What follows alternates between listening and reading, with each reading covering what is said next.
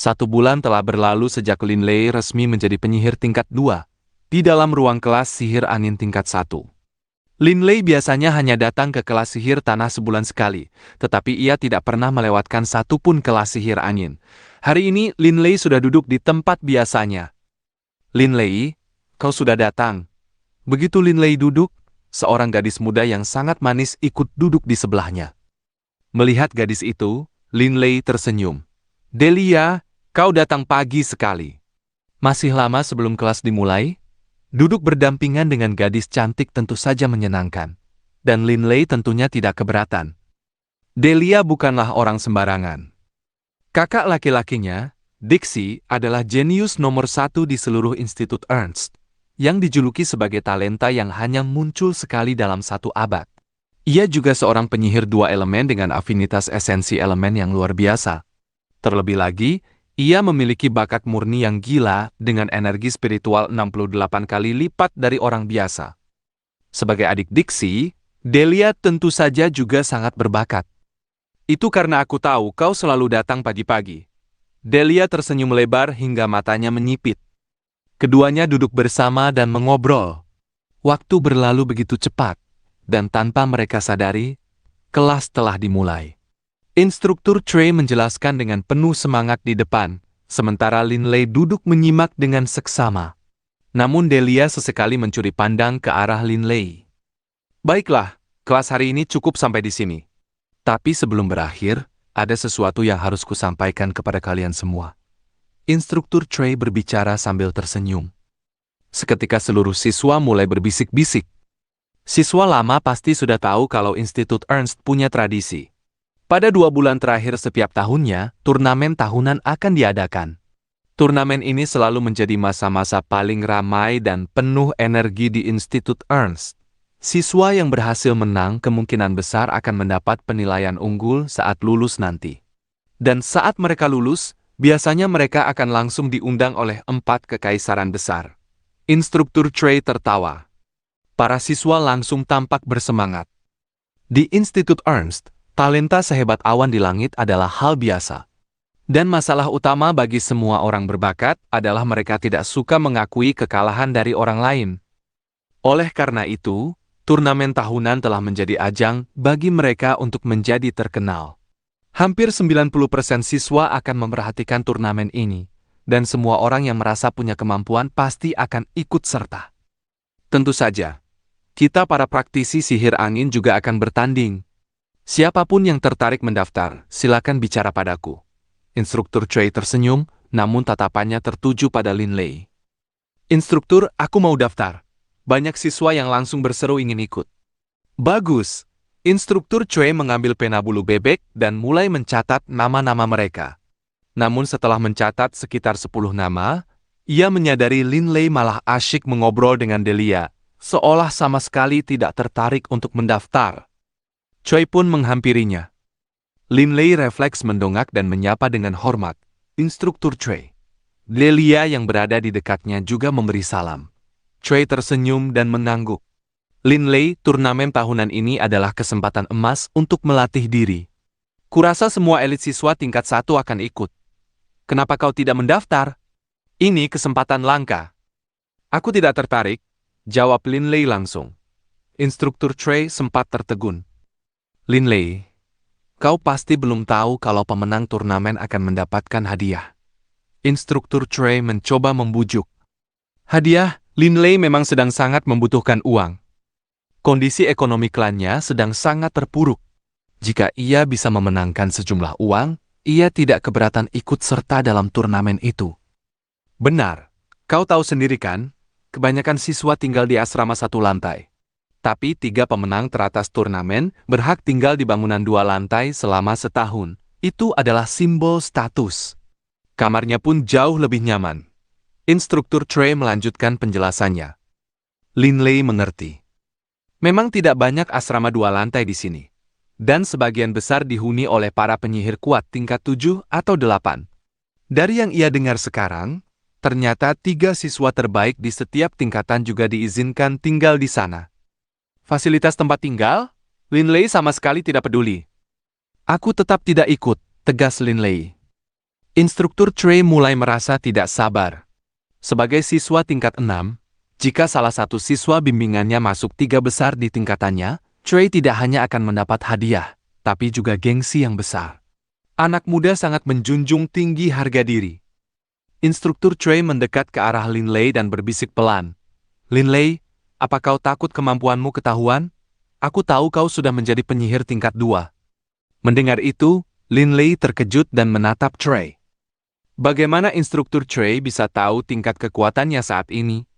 Padahal sangat sulit menilai kemampuan seseorang hanya dari penampilan luar. Melihat ekspresi Linley, instruktur Trey merasa tebakannya tepat. Sambil tertawa, ia berkata, Linley, kalau punya kemampuan, jangan disembunyikan.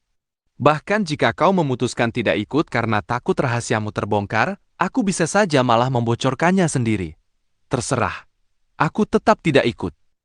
Linley berdiri dengan perasaan tidak senang, lalu memberi salam dengan sopan. Permisi, instruktur. Kemudian, tanpa memedulikan wajah Trey yang melongo, ia langsung pergi begitu saja. Cih, anak itu. Setelah tersadar, Trey tertawa geli. Delia yang ada di dekatnya juga tidak bisa menahan tawa sambil menutup mulutnya. Saat kelas sihir angin berakhir, waktu sudah hampir menunjukkan jam 6 sore. Langit mulai gelap. Linley berlari kembali menuju asramanya. Para penghuni asrama 1987 memiliki ikatan yang kuat dan mereka selalu makan malam bersama. Linley, kau sudah kembali. Seorang pemuda berambut keriting dari asrama 1986 menyapa Linley dengan hangat. Harry, sudah makan malam? Linley balas tersenyum. Hubungan Linley dengan tetangga-tetangganya memang sangat baik. Harry tertawa dan mengangguk. Sudah dong, ketiga saudaramu sudah menunggu di dalam. Linley sudah kembali. Ayo semuanya, waktunya makan. Suara Yale terdengar lantang. Jelas sekali dari dalam asrama, Yale sudah mendengar suara Linley. Yale, Reynolds, dan George keluar dan melambai pada Linley. Keempat bersaudara itu pun berjalan menuju area makan. Di Institut Ernst ada beberapa restoran mewah, tetapi setelah dibujuk oleh Linley, Reynolds, dan George, Yale tidak lagi mengajak mereka ke tempat-tempat seperti itu. Menu di aula makan kecil itu sederhana dan segar, sangat nikmat untuk disantap. Sambil menunggu pesanan, mereka mulai mengobrol. Linley mendapatkan sebagian besar informasi mengenai kejadian di institut dari ketiga temannya ini. Jika tidak, Linley yang menghabiskan seluruh waktunya berlatih di gunung, mungkin akan benar-benar buta informasi. Teman-teman, sekitar sebulan lagi tahun ajaran ini akan berakhir. Di 2 bulan terakhir setiap tahun, seluruh institut akan sibuk dengan turnamen tahunan. 3 siswa terbaik di setiap tingkatan diizinkan tinggal di asrama 2 lantai selama setahun, ucap Yale. Turnamen tahunan? Linley tertawa. Ia baru saja mendengarnya di kelas tadi. Hehehe, aku pasti ikut. Seru Reynolds penuh percaya diri. Yale mencibir. Bocah, kau sudah jadi penyihir tingkat 1 sejak di perjalanan dari Kekaisaran O'Brien ke sini. Aku berani taruhan, sekarang kau pasti sudah hampir jadi penyihir tingkat 2. Benar-benar tidak adil. Reynolds memang menghabiskan setahun penuh di perjalanan untuk sampai ke sini. Selama itu pula, kepala pelayan keluarganya mengajarinya sihir. Itulah sebabnya ia sudah menjadi penyihir tingkat 1, bahkan sebelum perjalanannya berakhir. George tersenyum ke arah Linley. Hah, kau melupakan Linley. Linley juga sudah jadi penyihir tingkat 1 saat masuk ke institut.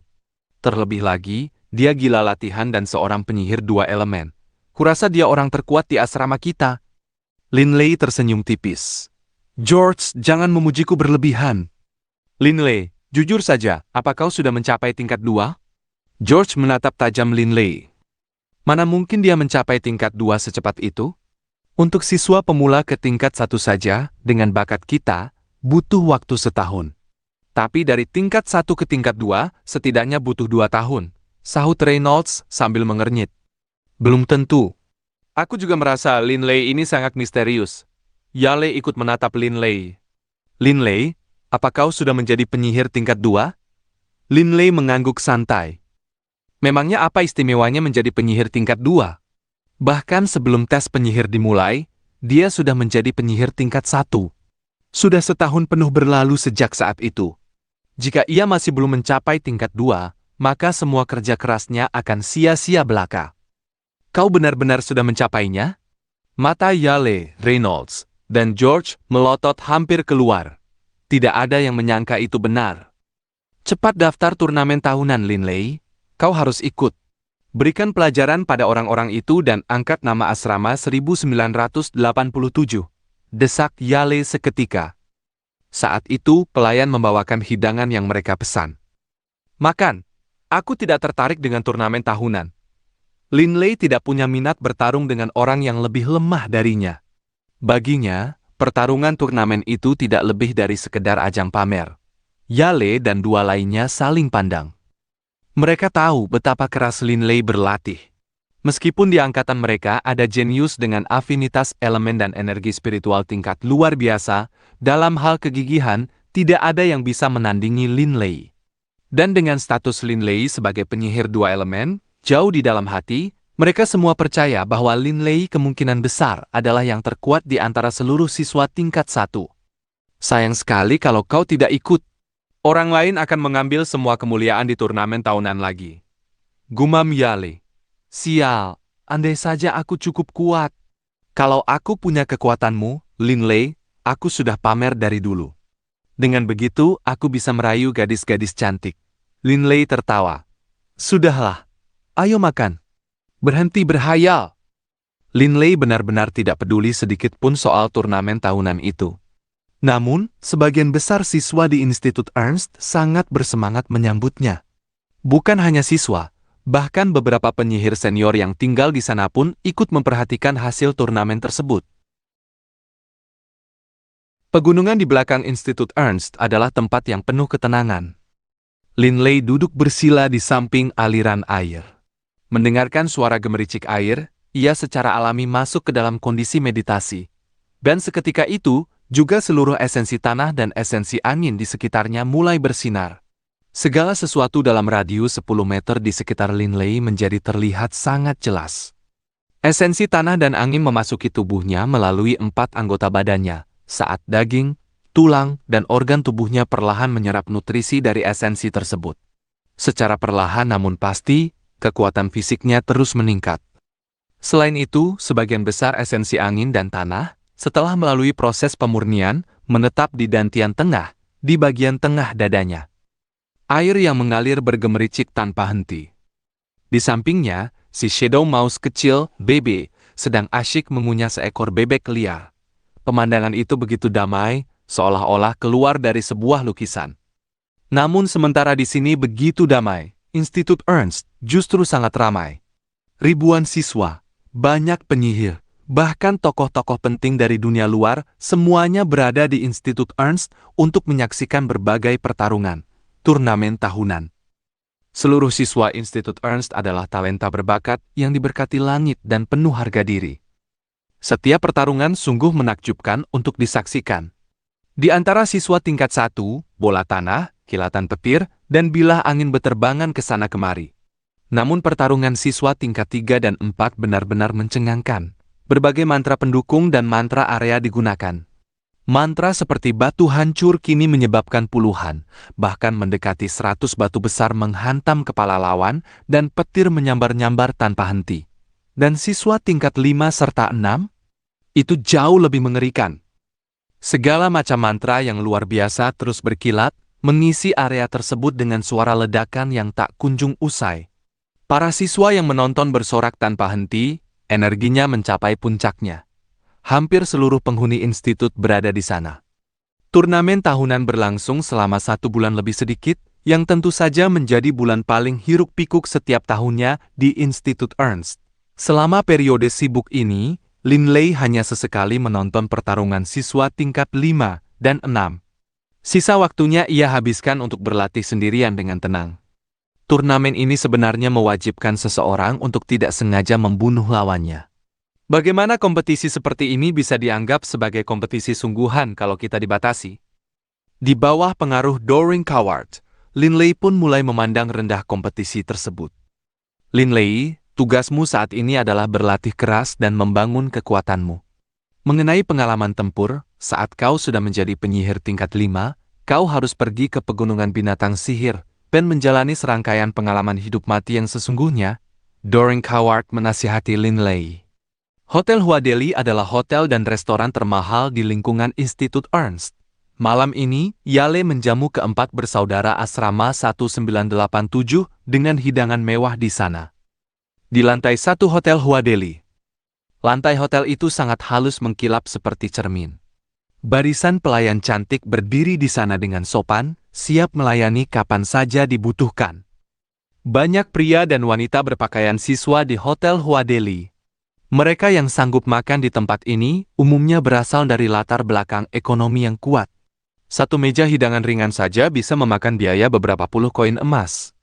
Jika Linley datang sendirian, ia pasti tidak akan sanggup membayarnya.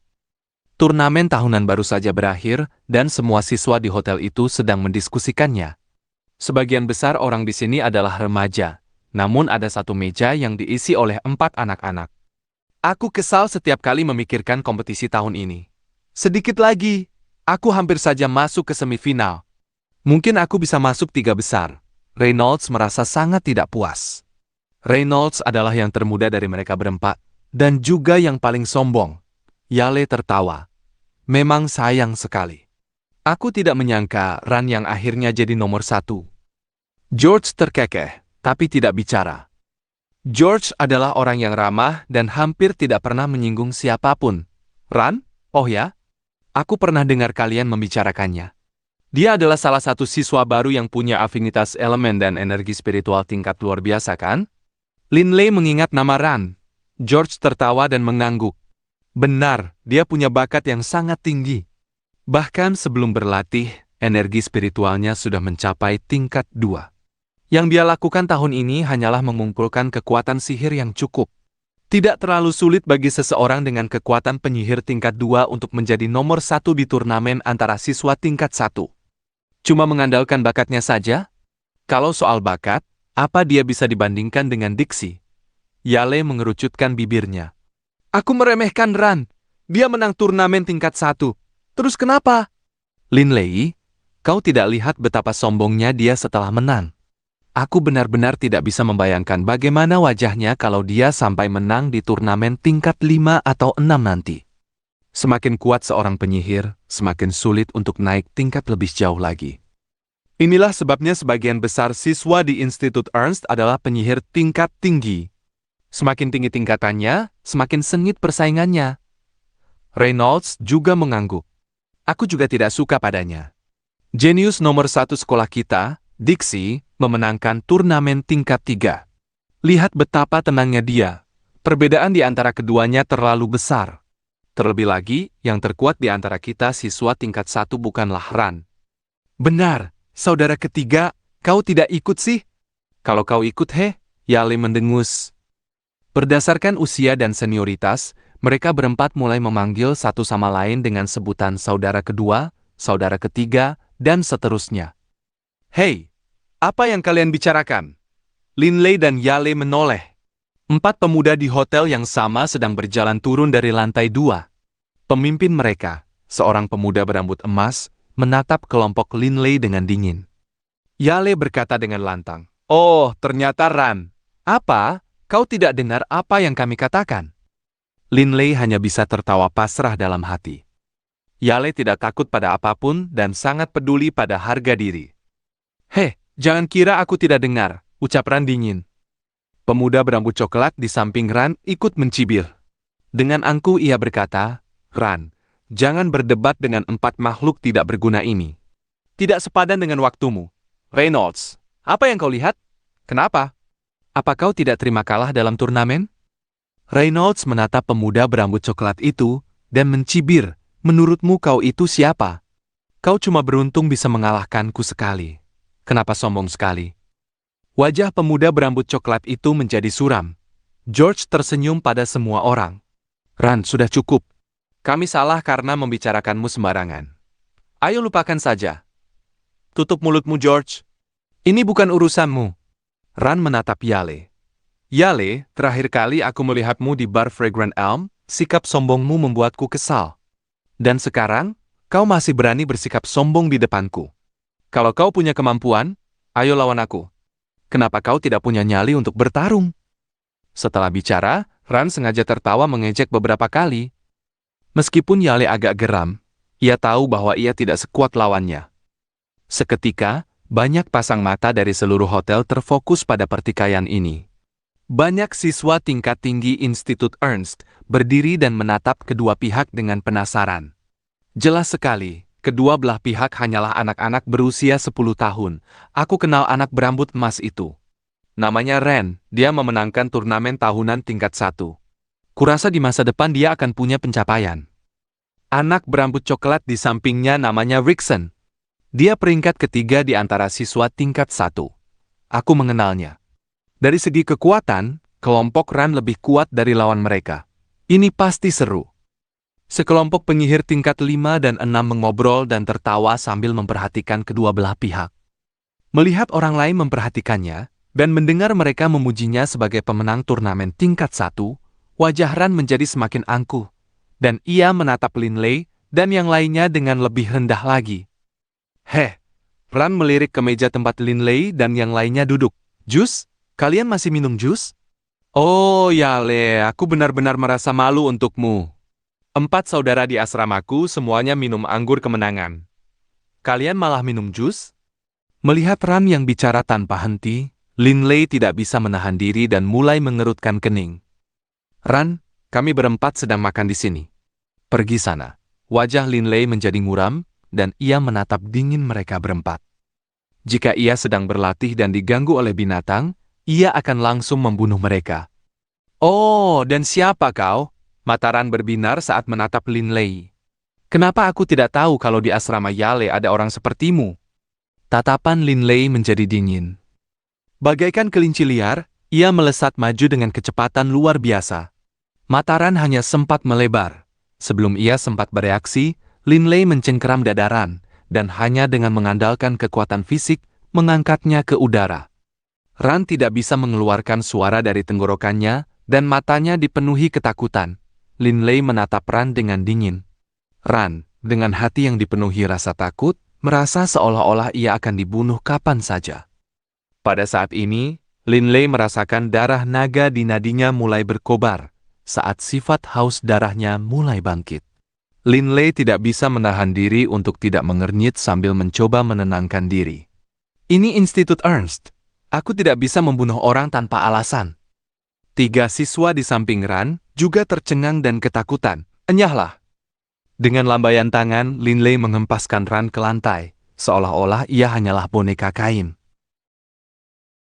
Saat ini, Linley hampir mencapai prajurit tingkat 2 puncak.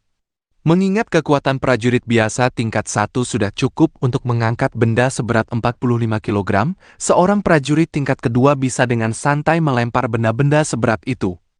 Sambil memegangi tenggorokannya, Ran terbatuk beberapa kali, lalu menatap Linley dengan geram. Ya! Yale tiba-tiba berteriak lantang, wajahnya dipenuhi kegembiraan. Rasanya puas sekali. Saudara ketiga, aku tidak menyangka kau sekuat itu. Anak itu badannya cukup kecil, tapi dia sangat kuat. Para penyihir tingkat 5 dan 6 itu semuanya tercengang.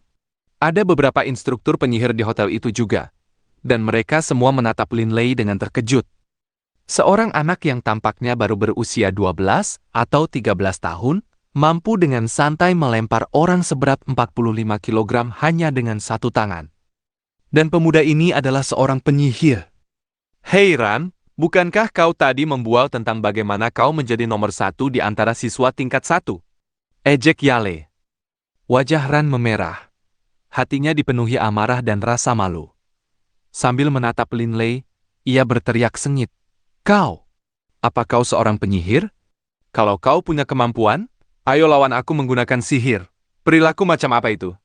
Seorang penyihir terhormat justru menggunakan keterampilan rendah milik prajurit.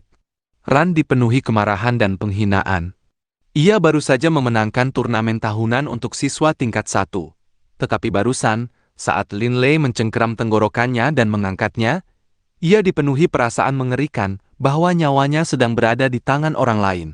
Benar, kalau punya nyali, bertarunglah menggunakan sihir. Apa kau benar-benar siswa Institut Ernst? Teman-teman di sekitaran segera berseru membelah. Namun terhadap Lin Lei, mereka berempat merasakan ketakutan di hati mereka. Pertunjukan kekuatan Lin Lei yang mencengangkan tadi telah mengejutkan mereka. Sihir? Reynolds segera tertawa terbahak-bahak, lalu berkata dengan angkuh, "Ran, apa kau benar-benar percaya hanya karena kau menang turnamen tingkat 1? Kau menganggap dirimu yang terkuat di antara siswa tingkat 1, bermimpilah. Siswa tingkat 1 nomor 1 adalah saudara ketiga di asrama kami. Saudara ketiga, tunjukkan sedikit kekuatanmu padanya," desak Yale juga. George baru saja dibentak oleh Ran, jadi saat ini, ia juga sedang tidak ingin memberikan muka sedikit pun pada Ran. "Ran, biar ku katakan sesuatu padamu. Tahu dirilah, banyak ahli di sekolah kita yang tidak sudi ikut dalam turnamen tahunan. Jangan merasa kau itu sangat istimewa." Wajah Ran menjadi semakin muram. "Kalian akan tahu kebenarannya setelah berduel. Ran, lawan dia," teriak para siswa tingkat 5 dan 6 sambil tertawa. Mereka menganggap perkelahian para siswa tingkat 1 ini tidak lebih dari sekedar hiburan yang lucu. Ran baru berusia 10 tahun. Lagi pula, ia sudah disebut jenius sejak kecil. Bahkan di Institut Ernst, ia termasuk dalam jajaran siswa papan atas. Kapan ia pernah mengalami penghinaan seperti itu? Nomor 1, Ran mendesis. Nomor 1 bukanlah sesuatu yang bisa sembarangan dinyatakan. Itu didapat melalui kompetisi. Kalau kau punya kemampuan, ayo bertarung denganku. Ran sangat percaya diri dengan kemampuan sihirnya. Bagaimanapun, ia telah memenangkan turnamen tahunan untuk siswa tingkat 1. "Hei, kenapa manajer hotel ini tidak datang untuk menenangkan keadaan?" Beberapa penonton merasa terkejut dan penasaran soal ini. Faktanya, manajer hotel Huadeli berdiri jauh di sana, tetapi ia tidak ingin ikut campur. Sebab ia mengenali para siswa ini. Bahkan mengesampingkan fakta bahwa mereka adalah siswa Institut Ernst. Berdasarkan status mereka, ia tidak ingin membuat mereka marah. Terutama Yale. "Tuan muda Yale ada di sini?" "Hah, lupakan saja. Dia boleh melakukan sesukanya. Bahkan jika dia menghancurkan seluruh hotel, itu bukan urusanku." Manajer hotel itu memijat dahinya dan menggelengkan kepala dengan pasrah. Ia tidak berani menyinggung Tuan muda Yale. Dan setelah masuk ke Institut Ernst, status Yale di dalam keluarganya semakin meningkat. Ucapan yang bagus. Nomor 1 memang tidak bisa dinyatakan sendiri. Itu dimenangkan.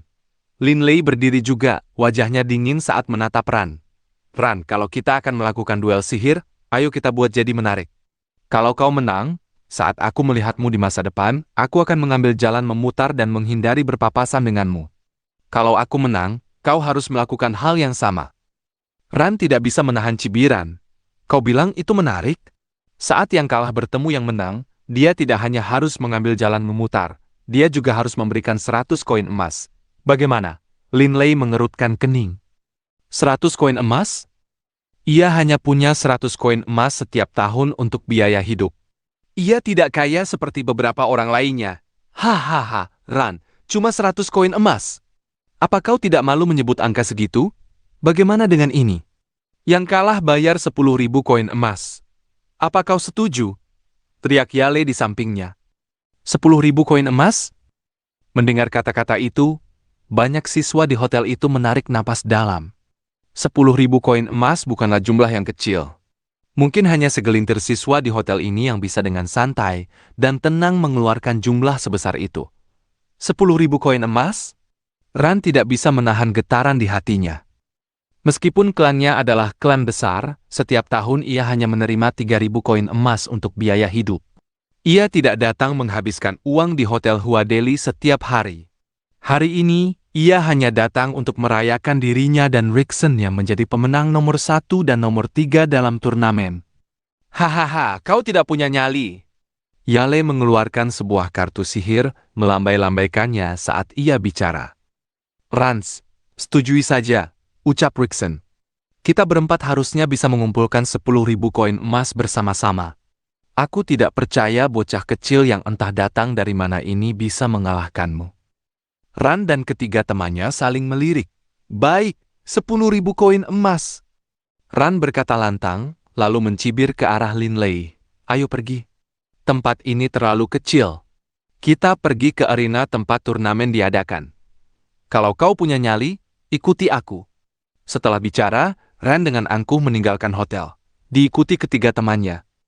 Ayo pergi, mata Yale bersinar. Reynolds dan George juga bersemangat. Linley mengangguk sambil terkekeh tenang. Seseorang ingin memberi kita 10.000 emas? Bagaimana mungkin kita menolaknya?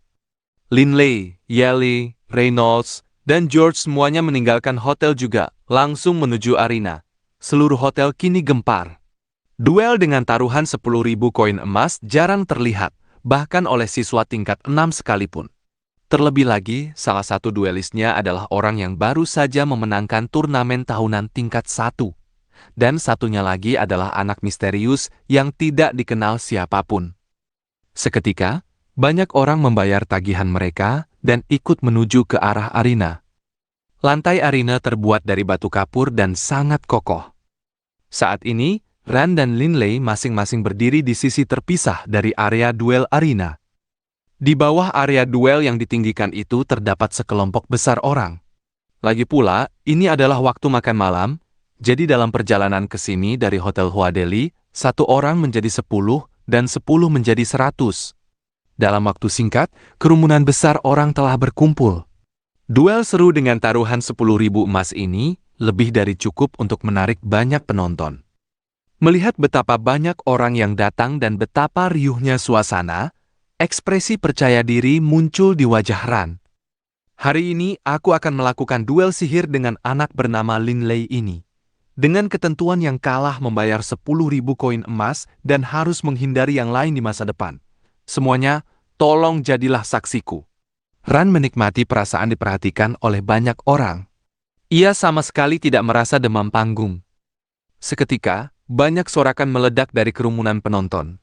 Selama turnamen tahunan, Ran punya banyak pendukung, sementara sebaliknya, sangat sedikit orang yang mendukung Linley. Namun Linley hanya berdiri di sana dengan tenang. Selesai mengoceh, ucap Linley datar. Ran tersenyum angkuh. Ayo mulai. Ran dan Linley hampir bersamaan mulai merapalkan mantra. Karena keduanya adalah penyihir tingkat 2, mantra yang mereka gunakan semuanya adalah tingkat pertama dan kedua yang mudah dirapalkan, hanya membutuhkan 1 atau 2 kata. Wus! 7 bilah angin yang tajam tercipta, menebas langsung ke arah Ran. Penyihir tingkat 2? Para penonton yang berpengalaman bisa langsung tahu. Namun Ran telah melepaskan mantra pada saat yang sama, dan 5 bola api merah kusam melesat ke arah Linley. Akan tetapi, bilah-bilah angin itu jauh lebih cepat daripada bola api, dan Ran terpaksa menghindar dengan gaya yang agak mengenaskan. Namun Linley dengan santai dan efektif menghindari bola-bola api itu. Dan sambil melakukannya, bibir Linley terus bergerak saat ia merapalkan mantra keduanya. Sihir elemen tanah, getaran bumi, gemuruh. Ran merasakan batu kapur di bawah kakinya mulai bergetar hebat. Dalam kondisi ini, Ran tidak bisa cukup fokus untuk merapalkan mantra apapun. Segera setelah itu, Linley melepaskan mantra ketiganya dan 5 kepalan batu berwarna coklat melesat cepat ke arahnya. Ran bahkan tidak bisa menjaga keseimbangannya di atas tanah yang bergetar. Ia hanya nyaris menghindari 2 batu. Bu! 1 batu menghantam perut Ran, seketika membuatnya memuntahkan darah segar. Ran terburu-buru menggunakan lengannya untuk menutupi dadanya. 2 suara hantaman lagi terdengar, dan Ran langsung terlempar keluar dari area duel. Seluruh tubuhnya tertutup debu. Linley menatap Ran sekali dengan tenang. Linley sangat paham tentang serangan yang baru saja ia gunakan. Dengan waktu pemulihan paling lama sebulan, Ran akan baik-baik saja. Jika Linley memutuskan untuk bersikap tanpa ampun, ia bisa saja mengarahkan batu-batu itu ke kepala Ran dan kemungkinan besar menghabisinya. Penyihir 2 elemen tingkat 2. Kita punya ahli seperti itu di antara siswa tingkat 1? Para siswa tingkat 1 yang menonton berseru penuh keheranan. Munculnya penyihir tingkat 2 di antara siswa tingkat 1 adalah peristiwa langka. Apalagi penyihir 2 elemen yang pastinya akan menjadi yang terkuat di antara mereka.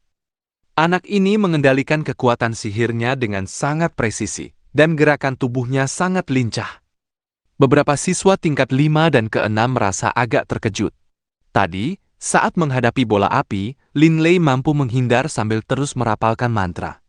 Dari sini orang bisa tahu betapa lincahnya Lin Lei. Hahaha, Ran, apa kau benar-benar mengira kau itu nomor satu? Saudara ketiga asrama kami, hanya dengan menggunakan sihir saja, masih bisa dengan mudah menginjak-injakmu. Yale tertawa terbahak-bahak. Ran berdiri, terbatuk-batuk sambil memegangi dadanya. Ran tahu dalam hatinya bahwa tadi, Lin Lei telah berbelas kasih. Yale, besok ajak Lin Lei. Aku akan pergi bersamamu ke cabang lokal Bank Emas 4 Kekaisaran untuk mentransfer uang, 10.000 emas. Aku akan menepati janjiku. Ran menatap lama ke arah Lin Lei yang berada di kejauhan. Kekalahan di tangan Lin Lei ini benar-benar menyadarkan Ran dari kabut keangkuhan karena menjadi seorang jenius. Bahkan jika seseorang berbakat, jika ia tidak cukup kuat, ia tetap akan dikalahkan oleh orang lain. Lin Lei, terima kasih, kata Ran sambil membungkuk, membuat Yale dan yang lainnya terkejut. Lalu, Ran menatap Lin Lei dan berkata dengan mantap, tapi akan datang harinya saat aku akan mengalahkanmu. Dan kemudian Ran, sambil tetap memegangi dadanya, pergi dengan bantuan teman-temannya, kembali ke asramanya sendiri. Lin Lei, kau terlalu hebat. Kau benar-benar mengangkat harga diri saudara-saudaramu. Reynolds segera berlari mendekat dan memeluk Lin Lei yang baru saja turun. Lin Lei menatap sekeliling. Banyak orang sekarang menatapnya dan membicarakannya. Sebagian besar orang berbakat di Institut Ernst sudah dikenal luas. Tidak ada yang menyangka individu seperti itu muncul entah dari mana di antara siswa tingkat 1 dan dengan mudah mengalahkan Ran, sang juara turnamen. Hai Lin Lei, namaku Dani, penyihir air tingkat 1. Senang bertemu denganmu. Segera saja, seorang gadis berambut emas dengan sosok tinggi dan ramping berjalan mendekat dan menyapa Lin Lei sambil tersenyum. Hai, namaku Lin Lei. Lin Lei tidak punya kebiasaan banyak bicara dengan orang asing. Maaf, aku mau pergi berlatih sekarang. Setelah bicara, Lin Lei melirik penuh arti pada ketiga saudaranya. Yale dan yang lainnya tahu apa yang ia pikirkan. Dan segera saja, keempat bersaudara itu mengabaikan semua orang di sekitar mereka dan pergi, meninggalkan gadis muda itu Dami yang meremut tidak senang. Bank Emas 4 Kekaisaran adalah bank yang didirikan bersama oleh 4 kekaisaran besar di benua Yulan. Orang-orang yang mampu membuka akun kartu kristal sihir di bank ini pastilah orang yang sangat kaya. Mengingat kartu itu sendiri berbiaya 100 koin emas, orang biasa tidak akan rela mengeluarkan uang sebanyak itu. Uang 10.000 koin emas, jika dibagi ke dalam kantong-kantong seukuran kepalan tangan, akan memenuhi 100 kantong. Bahkan karung beras pun akan terisi setengahnya dan terasa sangat berat. 100 koin emas, melayang begitu saja. Sambil melangkah keluar dari cabang Bank Emas 4 Kekaisaran di lingkungan Institut Ernst, Lin Lei menghela napas. Kini, di balik saku bajunya, tersimpan sebuah kartu kristal sihir miliknya sendiri. Lin Lei tahu bahwa selama ia tinggal di Institut Ernst, menyimpan tumpukan emas yang sangat banyak di asrama tidaklah aman. Pilihan paling aman adalah memasukkan semuanya ke dalam kartu kristal sihir. Perlu diketahui, biaya pembuatan kartu ini tidaklah murah. Dibutuhkan waktu berabad-abad bagi para pengrajin emas untuk mengembangkannya, dan setiap kartu hanya merespons sidik jari pemiliknya saja. Jadi, setiap kartu kristal sihir hanya bisa digunakan oleh pemilik aslinya. Inilah alasan mengapa kartu kristal sihir dihargai 100 koin emas. Dengan 10.000 koin emas ini, biaya hidupku di Institut Ernst akan lebih dari cukup, bahkan tersisa banyak. Aku juga bisa membantu ayah. Lin Lei merasa sangat senang. Lengan Yale merangkul pundak Lin Lei dan ia bersiul kecil sambil melirik puas ke arah Ran dan teman-temannya yang berada di dekat sana. Ran dan 3 lainnya telah menguras uang saku mereka, dan kini mereka berempat mungkin hanya memiliki sisa 1.000 koin emas. Tapi untungnya tahun ajaran akan segera berakhir. Reynolds dan George juga tersenyum tenang, sambil sesekali bercanda dengan Lin Lei. Namun sebenarnya, baik Reynolds maupun George tidak pernah hidup susah sebelumnya. Saudara kedua, saudara ketiga, saudara keempat, besok di akhir bulan, ayahku akan datang. Saat itu, aku akan mengatur kereta dan pengawal untuk dibawa ke sini. Kemana kita berempat akan pergi jalan-jalan? Usul Yale. Ibu kota suci. Mata Reynolds, George, dan Lin Lei seketika berbinar. Kota Venlai, sang ibu kota suci, bukanlah kota biasa. Itu ide yang bagus. Saat perjalanan ke sini dari Kekaisaran O'Brien, aku sempat menginap di kota Venlay selama 2 hari. Aku belum sempat mengunjungi banyak tempat, sahut Reynolds dengan cepat. George dan Linley mengangguk setuju. Ibu kota suci punya banyak tempat untuk dikunjungi. Besok, aku akan membawa kalian keluar untuk memperluas wawasan, ucap Yale penuh rahasia. Keesokan paginya saat fajar, Yale dan yang lainnya sarapan bersama, lalu langsung menuju gerbang utama Institut Ernst, menunggu kereta pengawal Yale. Setelah menunggu selama 2 jam, kereta itu belum juga tiba. Cicit. Bebe yang bertengger di bahu Linley mulai mencicit. Bebe mulai tidak sabar. Yale, kau menyeret kami ke sini pagi-pagi buta, tapi keretanya belum datang juga. Keluh Reynolds, sementara Yale tertawa meminta maaf. Aku juga tidak tahu, seharusnya mereka sudah sampai sekarang. Linley hanya mengelus kepala kecil Bebe. Itu mereka, teriak Yale tiba-tiba. George, Reynolds, dan Linley yang hampir tertidur langsung menoleh. Dari kejauhan terlihat 4 kereta dan ratusan pengawal berkuda bergegas ke arah mereka dalam sebuah formasi. Di atas formasi itu, bahkan ada 7 atau 8 ekor griffin, dan dari ratusan pengendara, lebih dari 10 orang menunggangi binatang sihir seperti banteng besi vampirik atau serigala angin. Ternyata divisi pengawal klan Yale sehebat ini, Linley tidak bisa menahan rasa terkejutnya. Mata Reynolds dan George juga ikut berbinar. Doring Coward duduk di samping Linley sambil menikmati matahari pagi.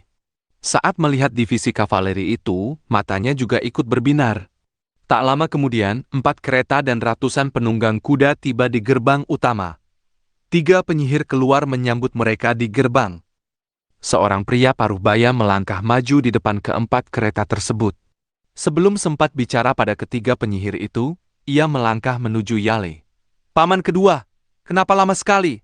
tanya Yale kesal.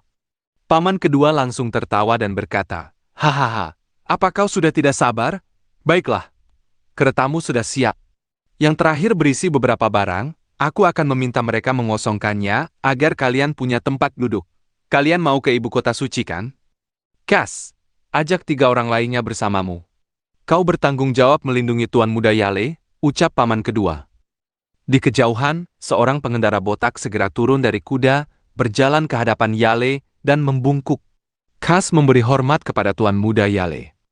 Di samping Linley, mata Doring Coward berbinar, dan ia berbisik padanya, "Linley, saudaramu ini benar-benar luar biasa." Berdasarkan cara dia turun dari kuda dan sorot matanya, aku bisa merasakan Cass ini adalah seorang ahli yang jauh lebih kuat, bahkan dari pamanmu, Hillman. Selain itu, elang di bahunya itu pastilah binatang sihir tingkat 7. Elang petir bermata biru. Bagi Cass, dipuji sebagai seorang ahli oleh Doring Coward, berarti ia memang bukan orang sembarangan. "Linley, ayo berangkat. Cepat masuk ke kereta. Kita pergi ke ibu kota suci," ucap Yale. Linley dan 3 lainnya masuk ke kereta bersama-sama. Bagian dalamnya sangat luas, dan mereka berempat sama sekali tidak merasa sesak. Segera saja, kusir kereta mulai memacu kuda menuju kota Venlay, sang ibu kota suci. Cass dan 3 pengendara lainnya mengikuti dari belakang. Di dalam lemari-lemari kecil di kereta, ternyata tersedia buah-buahan, madu, dan anggur. Keempat bersaudara itu mulai makan, minum, dan mengobrol di dalam kereta. Institut Ernst hanya berjarak 20 km dari kota Venlay, jadi setelah sekitar setengah jam, mereka sampai. Mereka turun dari kereta. Di bawah perlindungan Cass dan 3 lainnya, kelompok Linley mulai menjelajahi kota Venlay. "Hei, kita mau kemana dulu? Kota Venlay punya banyak sekali tempat hiburan." Kota Venlay bagian timur punya banyak tempat mewah untuk menghabiskan uang dengan banyak pelayan cantik. Sementara kota Venlay bagian barat punya banyak museum seni, seperti Galeri Prue yang terkenal itu. Yale sangat mengenal kota Venlay. Pelayan cantik? Oke, ayo ke Venlay Timur. Mata si bocah nakal Reynolds mulai berbinar. Ini baru sore hari. Tempat-tempat itu baru seru saat malam hari. Tapi tentu saja, kita bisa pergi ke sana sekarang juga, ucap Yale sambil tertawa. Linley merasa agak keberatan dengan tempat-tempat semacam itu, jadi ia berkata, "Yale, lupakan saja.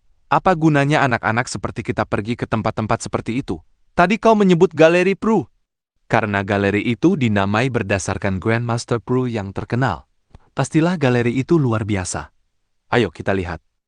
Prue, pemahat nomor 1 dalam sejarah benua Yulan. Grandmaster Prue? Aku juga pernah dengar tentang dia. Dulu, salah satu pahatannya terjual seharga beberapa juta koin emas. Nama pahatan itu adalah Hope. Jutaan koin emas. Ya Tuhan, kaya sekali, ucap Reynolds sambil menghela napas. George tertawa penuh keyakinan. Dalam sejarah seni pahat, dari dulu sampai sekarang, sudah tak terhitung pahatan batu yang dibuat. Dari 10 pahatan terbaik, yang manapun di antaranya akan bernilai jutaan koin emas. Dan dari 10 pahatan terbaik itu, 3 di antaranya dibuat oleh Grandmaster Prue. Dia bisa dianggap sebagai orang nomor 1 dalam sejarah seni pahat batu. Linley menarik napas dalam. Jutaan koin emas? Betapa besarnya jumlah itu. Bahkan jika klannya menjual kediaman leluhur mereka, kemungkinan besar mereka hanya akan mampu mengumpulkan 100.000 koin emas. Ayo kita lihat ke sana. Sebagai galeri seni pahat nomor 1, setiap kota terbesar di benua Yulan memiliki cabang Galeri Prue. Galeri ini menempati area yang sangat luas, dan sebagian besar pengunjung yang datang adalah orang-orang berbudaya dan terpelajar. Di dalam Galeri Prue, jika seseorang memakai terlalu banyak cincin sihir yang mencolok di tangan, kemungkinan besar ia hanya akan dicemooh dan diejek karena dianggap tidak berkelas, seni dan keanggunan. Tempat ini sangat menjunjung tinggi kedua hal tersebut. Biaya masuk ke Galeri Prue adalah 1 koin emas per orang. Suara denting merdu, sejernih suara mata air pegunungan, bergema dari dalam Galeri Prue. Suara itu membuat siapapun yang mendengarnya merasa tenang. Tak terhitung banyaknya orang yang melewati pintu gerbang. Banyak bangsawan pria, wanita, serta gadis-gadis muda cantik yang semuanya berpakaian dengan sangat berselera tinggi. Bahkan rakyat jelata pun, saat berada di depan Galeri Prue, hampir secara tidak sadar akan menjaga sikap mereka. Saat Linley dan saudara-saudaranya, bersama Cass dan ketiga pengawal tiba di Galeri Prue, siapapun yang pandai menilai orang bisa mengenali seragam Institut Ernst yang mereka kenakan. Begitu melihat elang petir bermata biru di bahu Cass, mereka tentu saja akan bersikap sangat santun dan sopan. Paman Cass, ikutlah masuk bersama kami. 3 lainnya bisa menunggu di luar, perintah Yale. Linley, ketiga saudaranya, dan Cass pun memasuki galeri. Di aula utama Galeri Prue, terdapat sebuah pahatan besar berbentuk manusia. Pahatan itu tepat menggambarkan sosok pemahat Grandmaster nomor 1, Prue. Seluruh Galeri Prue terasa sangat sunyi.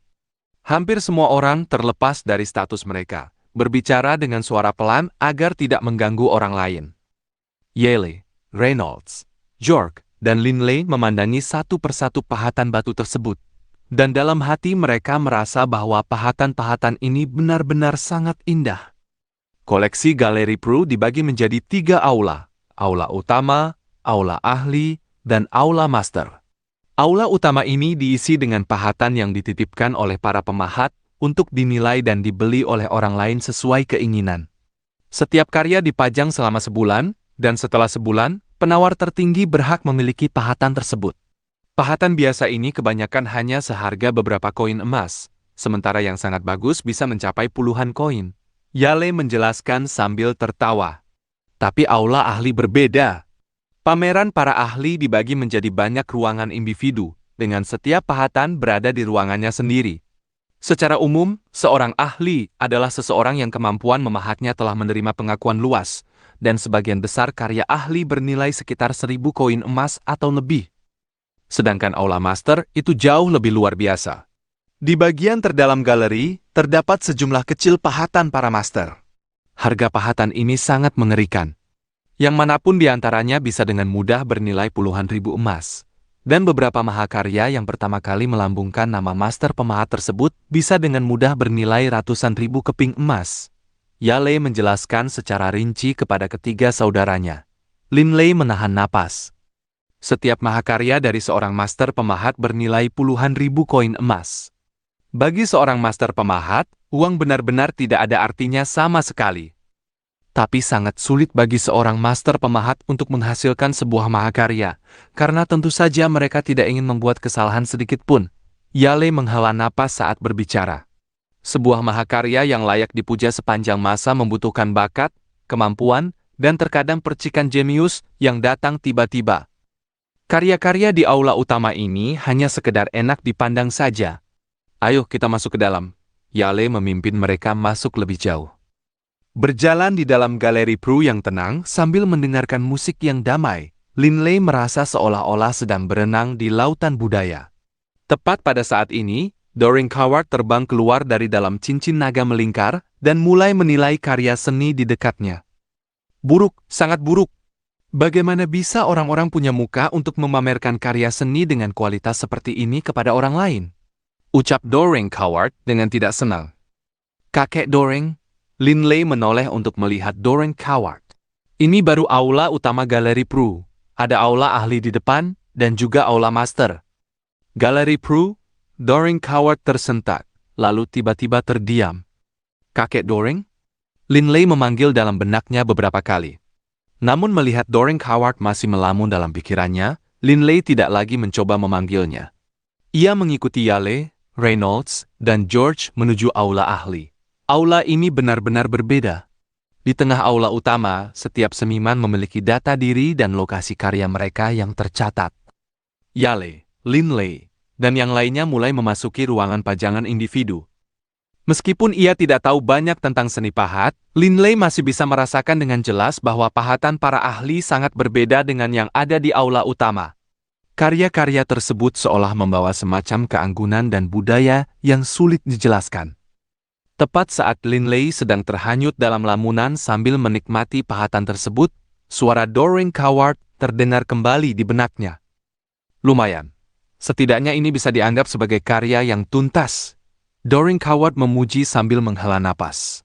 Tapi dibandingkan dengan karya-karya Prue, perjalanannya masih cukup jauh. Linley terdiam. Kakek Doreen, bagaimana mungkin orang-orang ini bisa dibandingkan dengan Grandmaster Prue? Linley menggelengkan kepalanya dan tertawa pasrah. Prue adalah pemahat nomor 1 di sepanjang sejarah benua Yulan. Doreen Coward mengernyit. Sambil mengelus janggutnya dengan tidak senang, ia berkata, "Kenapa? Apa kau pikir Prue sudah menjadi seorang Grandmaster sejak lahir?" Dia pun memulai sebagai pemahat biasa dan merintis jalannya, sampai akhirnya menjadi seorang Grandmaster pemahat sejati. Linley tertegun. Ada benarnya juga kata-kata kakek Doreen. Setelah selesai meninjau aula ahli, Linley dan 3 lainnya menuju ke aula master yang berada di bagian paling dalam. Semuanya ingat selama di dalam aula master, jangan menyentuh apapun. Kalau kalian memecahkan sesuatu, itu akan menjadi bencana. Yale mengingatkan mereka. Memasuki aula master, keheningan total. Aula master sangatlah besar, namun hanya ada sangat sedikit pahatan di dalamnya. Bagaimanapun juga, hanya ada sedikit master yang pernah ada. Dan setiap master hanya memajang 4 atau 5 karya seni. Di seluruh aula tersebut, hanya ada 20 atau 30 karya yang dipajang. Namun meski pahatannya sangat sedikit, saat Linley dan yang lainnya melihat karya-karya tersebut, mereka merasakan semacam jiwa terpancar darinya. Seolah pahatan-pahatan itu memiliki nyawa. Oh, tidak buruk. Tidak buruk. Aku tidak menyangka dalam 5.000 tahun. Seni pahat batu bisa mencapai tingkat setinggi ini, ucap Doreen Coward dengan kagum. Kalau karya-karya ini bisa sedikit ditingkatkan lagi, mereka akan bisa mendekati tingkat Prue. Tenggelam dalam kekaguman di dalam galeri seni tersebut, Linley dan yang lainnya merasa jiwa mereka seakan terangkat. Malam hari, di gerbang utama Institut Ernst, Linley dan 3 lainnya turun dari kereta. Saudara kedua, saudara ketiga, kalian berdua ini, aku sudah berencana agar kita bisa bersenang-senang malam ini di kota Venlay, tapi kalian berdua pemalu sekali. Aku sudah mulai bersenang-senang di tempat-tempat seperti itu sejak umur 6 tahun. Yale masih menggerutu tanpa henti. Benar sekali, sahut Reynolds dari samping. George dan Linley saling pandang, lalu tidak bisa menahan tawa getir. Cepat, buka gerbangnya. Teriakan penuh amarah dan desakan terdengar lantang. Linley dan yang lainnya refleks menoleh. Mereka melihat seorang pemuda berambut keriting sedang menggendong pemuda lain yang bersimbah darah. dengan seorang gadis cantik di sisinya. Wajah pemuda yang berdarah itu pucat pasi. Lengan kirinya patah dengan tulang putih yang mencuat keluar dan dadanya penuh dengan bekas cakaran. Sepertinya beberapa peserta pelatihan yang pergi ke pegunungan binatang sihir terluka. Kelompok mana ini? Kita bahkan belum setahun di Institut Ernst, tapi sudah sering melihat banyak siswa tingkat tinggi yang terluka di luar, ucap Yale dengan santai. Pegunungan binatang sihir terletak di sebelah timur Persatuan Suci.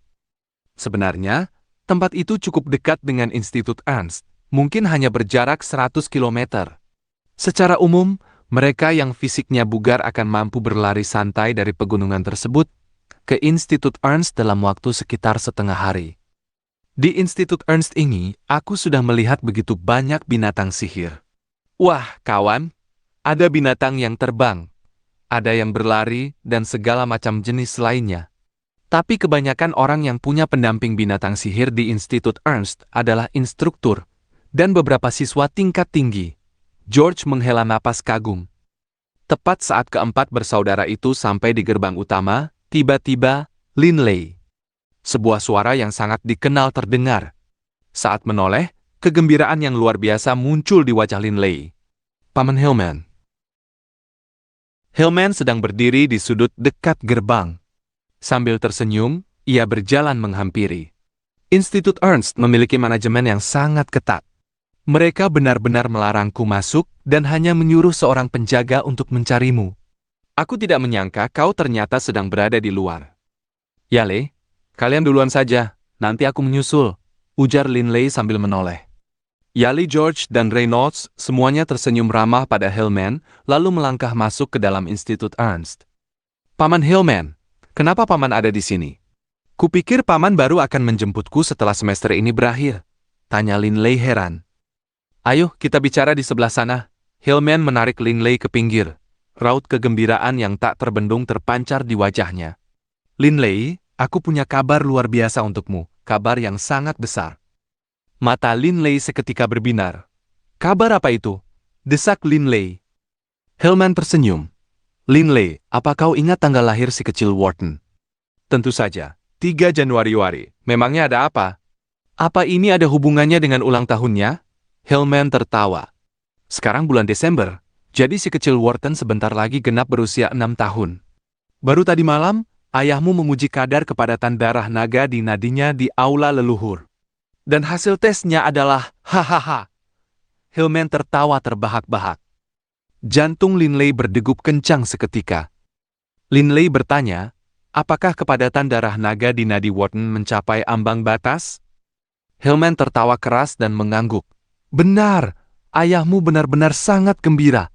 Dia dengan antusias minum anggur bersamaku sampai tengah malam. Ayahmu bilang kalau kedua putranya adalah kebanggaan terbesar dalam hidupnya. Yang satu adalah penyihir hebat, dan yang lainnya adalah prajurit darah naga. Hahaha, luar biasa. Hati Linley dipenuhi dengan kegembiraan. Masa depan klan legendaris prajurit darah naga yang sudah berusia 5 milenium ini, sebelum Warren diuji, sebelumnya hanya dipikul di pundak Linley seorang diri. Semakin besar kejayaan masa lalu mereka, semakin berat beban yang harus ditanggung Linley. Namun sekarang, kepadatan darah naga milik adiknya sendiri cukup tinggi sehingga hanya dengan beberapa dekade kerja keras, ia bisa menjadi prajurit darah naga yang termasyhur di dunia. Aku datang ke sini hari ini untuk memberitahumu kabar besar ini. Ayahmu bilang padaku kalau saat ini, orang terkuat di kota Wushan hanyalah aku dan dia. Kami berdua adalah prajurit tingkat 6. Tingkat keahlian kami tidak cukup untuk memberikan bimbingan yang baik bagi adikmu.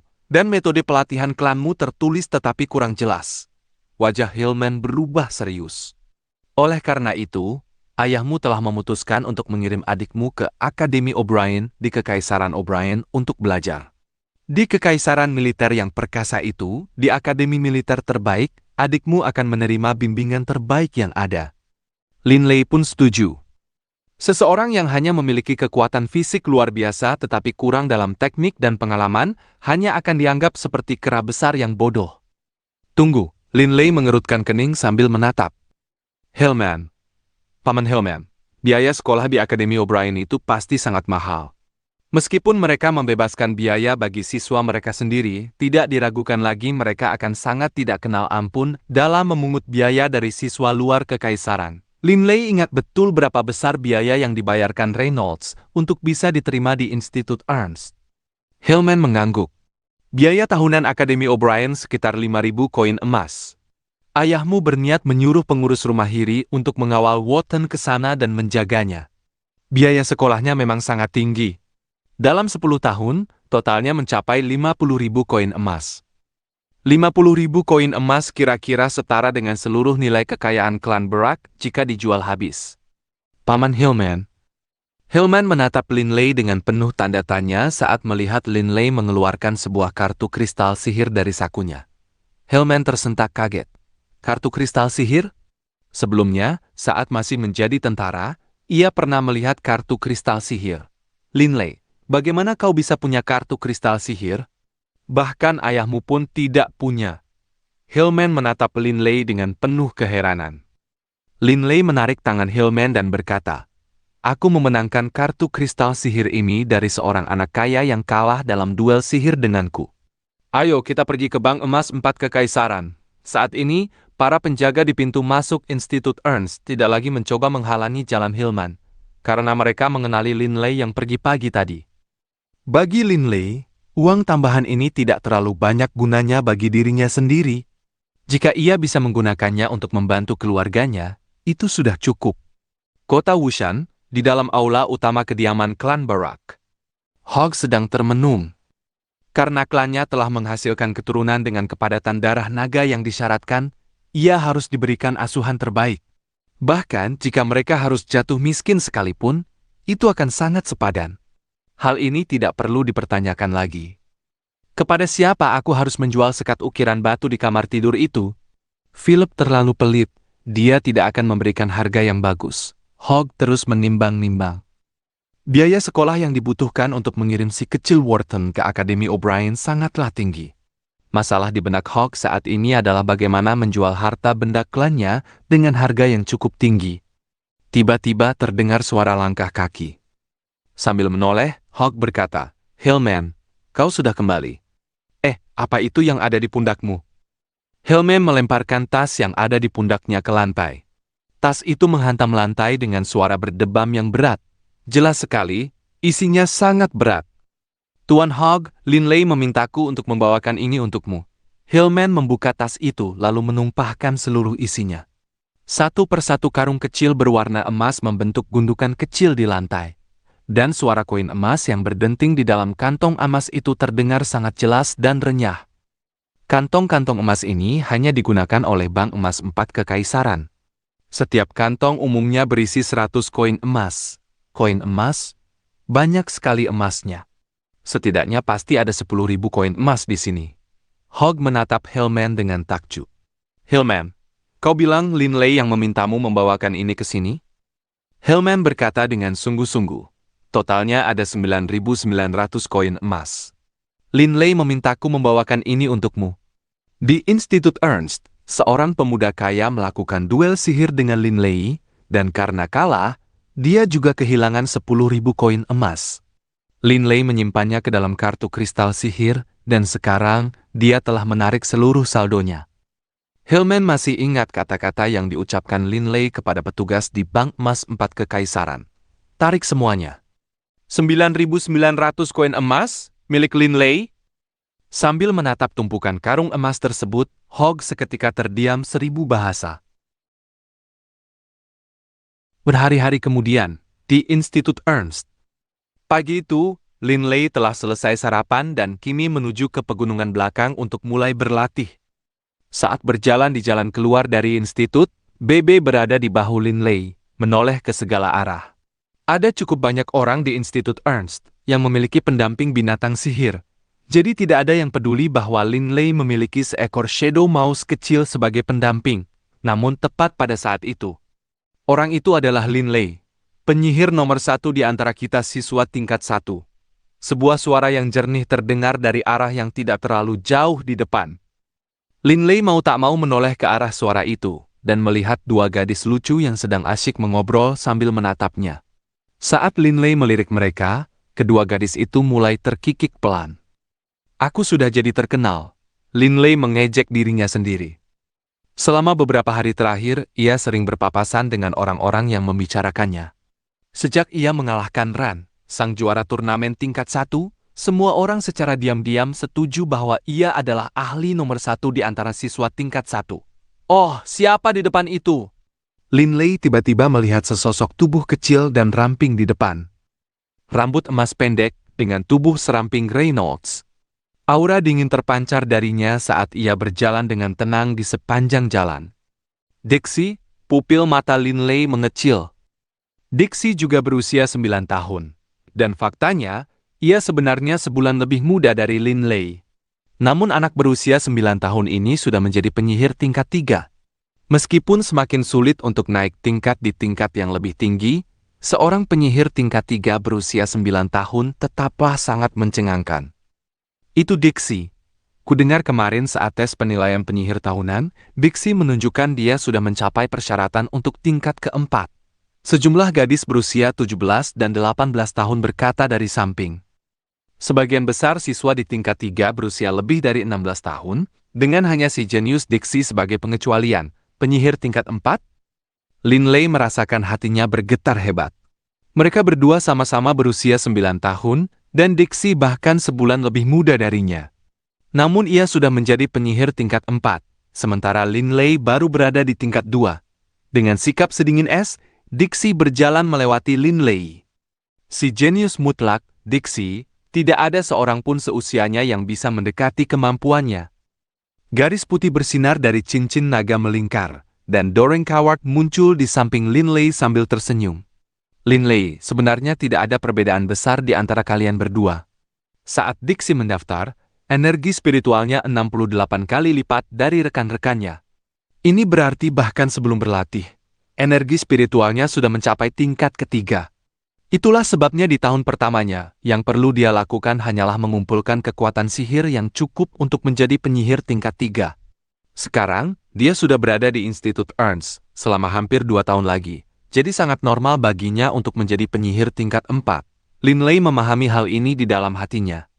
Orang ini memang memiliki bakat alami yang terlalu besar. Ia lahir dengan energi spiritual yang luar biasa, dan ia juga memiliki afinitas elemen yang istimewa. Jelas sekali, ia pasti mengumpulkan kekuatan sihir dengan sangat cepat juga. Meskipun kecepatan latihannya saat ini cepat, aku memperkirakan dia butuh 3 atau 4 tahun lagi untuk naik dari tingkat 4 ke tingkat 5. Dan untuk naik dari tingkat 5 ke tingkat 6, dia akan butuh 4 atau 5 tahun. Saat ini, kau adalah penyihir tingkat 2, sementara dia tingkat 4. Tapi aku yakin dalam 10 tahun, kau akan menyamainya, kata Doreen Coward dengan penuh percaya diri. Namun Lin Lei tidak mempercayainya. Kakek Doreen, semakin besar bakat alami seseorang, semakin cepat dia akan maju. Dia punya jauh lebih banyak bakat dariku, dan memegang 2 tingkat lebih tinggi dariku. Bagaimana mungkin aku bisa menyamainya dalam 10 tahun singkat? Lin Lei bukan orang bodoh. Studinya di Institut Ernst telah membuatnya sadar betapa sulitnya bagi seorang penyihir untuk naik tingkat. Dulu, Doreen Coward pernah memberitahu Lin Lei bahwa ia akan menjadi penyihir tingkat 6 dalam 10 tahun. Tetapi Lin Lei selalu ragu dengan klaim itu. Lagi pula, hingga saat ini, tingkat pertumbuhannya jelas tidak mencukupi. Sambil mengucapkan kata-kata ini, Lin Lei sudah meninggalkan gerbang Institut Ernst dan memasuki pegunungan belakang. Saat ia melewati hutan pegunungan, Doreen Coward tiba-tiba berkata, "Lin Lei, pergilah ke tempat di samping lereng gunung." Di samping lereng gunung, Lin Lei bingung. "Jangan banyak tanya. Saat kau sampai, aku akan menjelaskannya." Doreen Coward tertawa. Sebagian besar pegunungan belakang ditutupi dengan rumput liar dan banyak pohon besar yang berbeda. Namun setelah beberapa saat, Lin Lei menemukan tempat yang memenuhi persyaratan Doreen Coward. Tempat itu adalah puncak gunung yang menjulang setinggi ratusan meter ke udara. Di dasar puncak itu, Lin Lei berdiri. "Kakek Doreen, apa yang kakek ingin aku lakukan di sini?" tanya Lin Lei dengan heran. Sambil tertawa, Doreen Coward berkata, "Lin Lei, apa kau tidak percaya dengan klaimku kalau aku bisa membuatmu mencapai tingkatnya dalam 10 tahun singkat?" Hahaha, Lin Lei, sebagai seorang penyihir agung tingkat Seng yang perkasa, aku sebenarnya memiliki sebuah metode untuk meningkatkan energi spiritual seseorang. Metode untuk meningkatkan energi spiritual seseorang? Bukankah kondisi meditasi sudah cukup untuk itu? Lin Lei menatap Doreen Howard dengan penuh tanya. Doreen Howard tersenyum tenang. Lin Lei, aku akui kondisi meditasi memang memberikan hasil yang sangat baik. Tapi setelah bermeditasi, seseorang akan merasa sangat lelah. Tentu saja aku akan merasa lelah. Kondisi meditasi mengharuskanku menggunakan energi spiritualku tanpa henti. Setelah benar-benar menghabiskan energi spiritualku, aku kemudian membiarkannya pulih. Aneh kalau tidak melelahkan. Lin Lei mengernyit. Doreen Howard dengan bangga berkata, tapi metodeku berbeda. Ini sama sekali tidak memakan energi spiritual. Faktanya, ini adalah sebuah bentuk hiburan. Hiburan? Lin Lei tercengang. Benar, bentuk hiburan ini adalah seni pahat batu. Raut kebanggaan muncul di wajah Doreen Howard. Seni pahat batu? Ucap Lin Lei dengan takjub. Seperti pahatan di Galeri Prue? Doreen Howard tersenyum dan berkata, benar. Saat orang lain memahat batu, mereka akan mengeluarkan banyak tenaga dan melelahkan diri sendiri. Tapi metode pahat batuku berbeda. Meskipun juga melelahkan saat kau pertama kali mulai melatihnya, pada akhirnya itu akan memberikan hasil yang sangat baik. Apa kakek serius? Lin Lei agak tidak percaya. Doreen Howard menatapnya. Lin Lei, apa kau tidak percaya padaku? Sebagai seorang penyihir agung tingkat Saint yang terhormat dari Kekaisaran Pouan, di masa lalu, ada beberapa pahatan yang kubuat yang ditawar oleh para bangsawan seharga 1 juta koin emas. Tapi bagaimana mungkin aku, seorang penyihir agung tingkat Saint, bersedia memberikan pahatan yang paling kubanggakan kepada orang lain? Kakek sehebat itu. Lalu kenapa aku tidak pernah mendengar namamu di antara para pemahat Grandmaster lainnya? Kata Lin Lei curiga. Doreen Howard berkata dengan canggung. Ya, aku menyembunyikan semua karyaku di gudang bawah tanah yang tidak diketahui siapapun. Setelah 5.000 tahun, aku bahkan tidak yakin lagi di mana lokasinya berada. 5.000 tahun sudah cukup bagi laut untuk berubah menjadi lahan pertanian. Seluruh Kekaisaran Pouan telah musnah. Siapa yang tahu di mana gudang bawah tanah itu sekarang? Oh, jadi tidak ada yang pernah mendengar tentang kakek? Lin Lei mulai terkekeh. Apa kau tidak percaya padaku? Doreen Howard menatapnya. Dulu, saat Prue masih kecil, dia datang kepadaku dan dengan sungguh-sungguh memohon padaku untuk mengizinkannya melihat pahatanku. Setelah menganalisis pahatanku, anak itu, Prue mengalami terobosan mental yang pada akhirnya memungkinkannya menjadi seorang Grandmaster pemahat. Kenyataannya, dia bahkan bisa dianggap sebagai muridku. Lin Lei tertegun. Prue? Lin Lei benar-benar ngeri sekarang. Prue, pria yang dipuja sepanjang masa sebagai pemahat terbaik dalam sejarah, bisa dianggap sebagai murid Doreen Howard. Tentu saja, jika karya Prue bisa digambarkan sebagai pengejaran kesempurnaan, karyaku mengejar titik ekstrim yang berbeda. Aku menamai metode pahatku aliran pahat lurus. Aliran pahat lurus benar-benar berbeda dari semua metode pahat lainnya. Itu mengejar titik ekstrim yang sama sekali berbeda. Metode ini pada awalnya sangat melelahkan. Tetapi saat seseorang menguasainya, kau akan menyadari hasil yang nyata. Raut kepercayaan diri mutlak terpancar di wajah Doreen Howard. Sambil melirik Lin Lei, senyuman muncul di wajah Doreen Howard. Tapi tentu saja, di masa lalu aku adalah satu-satunya anggota aliran pahat lurus. Mulai hari ini dan seterusnya, kau akan menjadi anggota kedua. Di dalam hatinya, Lin Lei memiliki kepercayaan penuh pada kakek Doreen, jadi tentu saja ia memutuskan untuk belajar memahat darinya. Dan terlebih lagi, jika kata-kata kakek Doreen benar, dan ia bisa menjadi lebih kuat sekaligus menjadi seorang master pemahat, hanya berdasarkan keterampilan memahatnya saja, ia akan mampu membiayai sekolah adiknya. Sejarah tertulis yang tercatat hanya mencakup beberapa puluh ribu tahun paling lama. Di masa lampau jauh sebelum itu, bahkan sebelum sistem tulisan ditemukan, seni pahat batu sudah ada. Ucap Doreen Howard sambil menghela napas. Ratusan ribu tahun, atau bahkan jutaan tahun yang lalu, nenek moyang kita merekam kenangan dan penglihatan mereka dalam pahatan. Ini adalah metode paling kuno dalam merekam budaya dan sejarah. Lin Lei mengangguk. Tidak ada bentuk budaya apapun yang lebih tua daripada seni pahat batu. Sepanjang zaman, memahat selalu sangat sulit dilakukan. Dan membuat pahatan dengan aura yang unik bahkan lebih sulit lagi. Semakin sulit sesuatu dilakukan, semakin berharga sebuah keberhasilan. Doreen Coward menghela napas penuh emosi. Lin Lei setuju di dalam hatinya. Jika kau ingin melukis satu coretan, kau bisa melakukannya dengan mudah. Tetapi jika kau ingin memahat satu coretan lukisan, itu akan sangat sulit, karena batu terlalu keras. Tipe, kualitas, serat, dan warna sebuah batu tidak hanya berdampak pada penampilannya, tetapi pada seluruh potensi dan bentuk aslinya. Kita menggunakan pahat untuk membuang bagian-bagian yang berlebih dan membiarkan keindahan alaminya terungkap. Inilah seni pahat batu. Cara memahat batu sebenarnya adalah cara mengendalikan ruang dan penampilan. Saat memahat batu, seseorang harus memahat dari luar ke dalam, selangkah demi selangkah, perlahan-lahan mengeluarkan sebuah bentuk dari dalam. Dan kemudian, perlahan-lahan, seseorang akan membuang bagian-bagian yang berlebih, membiarkan bentuknya menjadi semakin jelas. Ini akan membuat pemahat secara alami merasa seolah-olah karya seninya sedang berevolusi dengan indah. Begitu ia mulai, Doreen Coward tidak bisa berhenti berbicara tentang memahat. Namun Lin Lei bisa merasakan dengan jelas betapa Doreen Coward sangat memuja seni ini.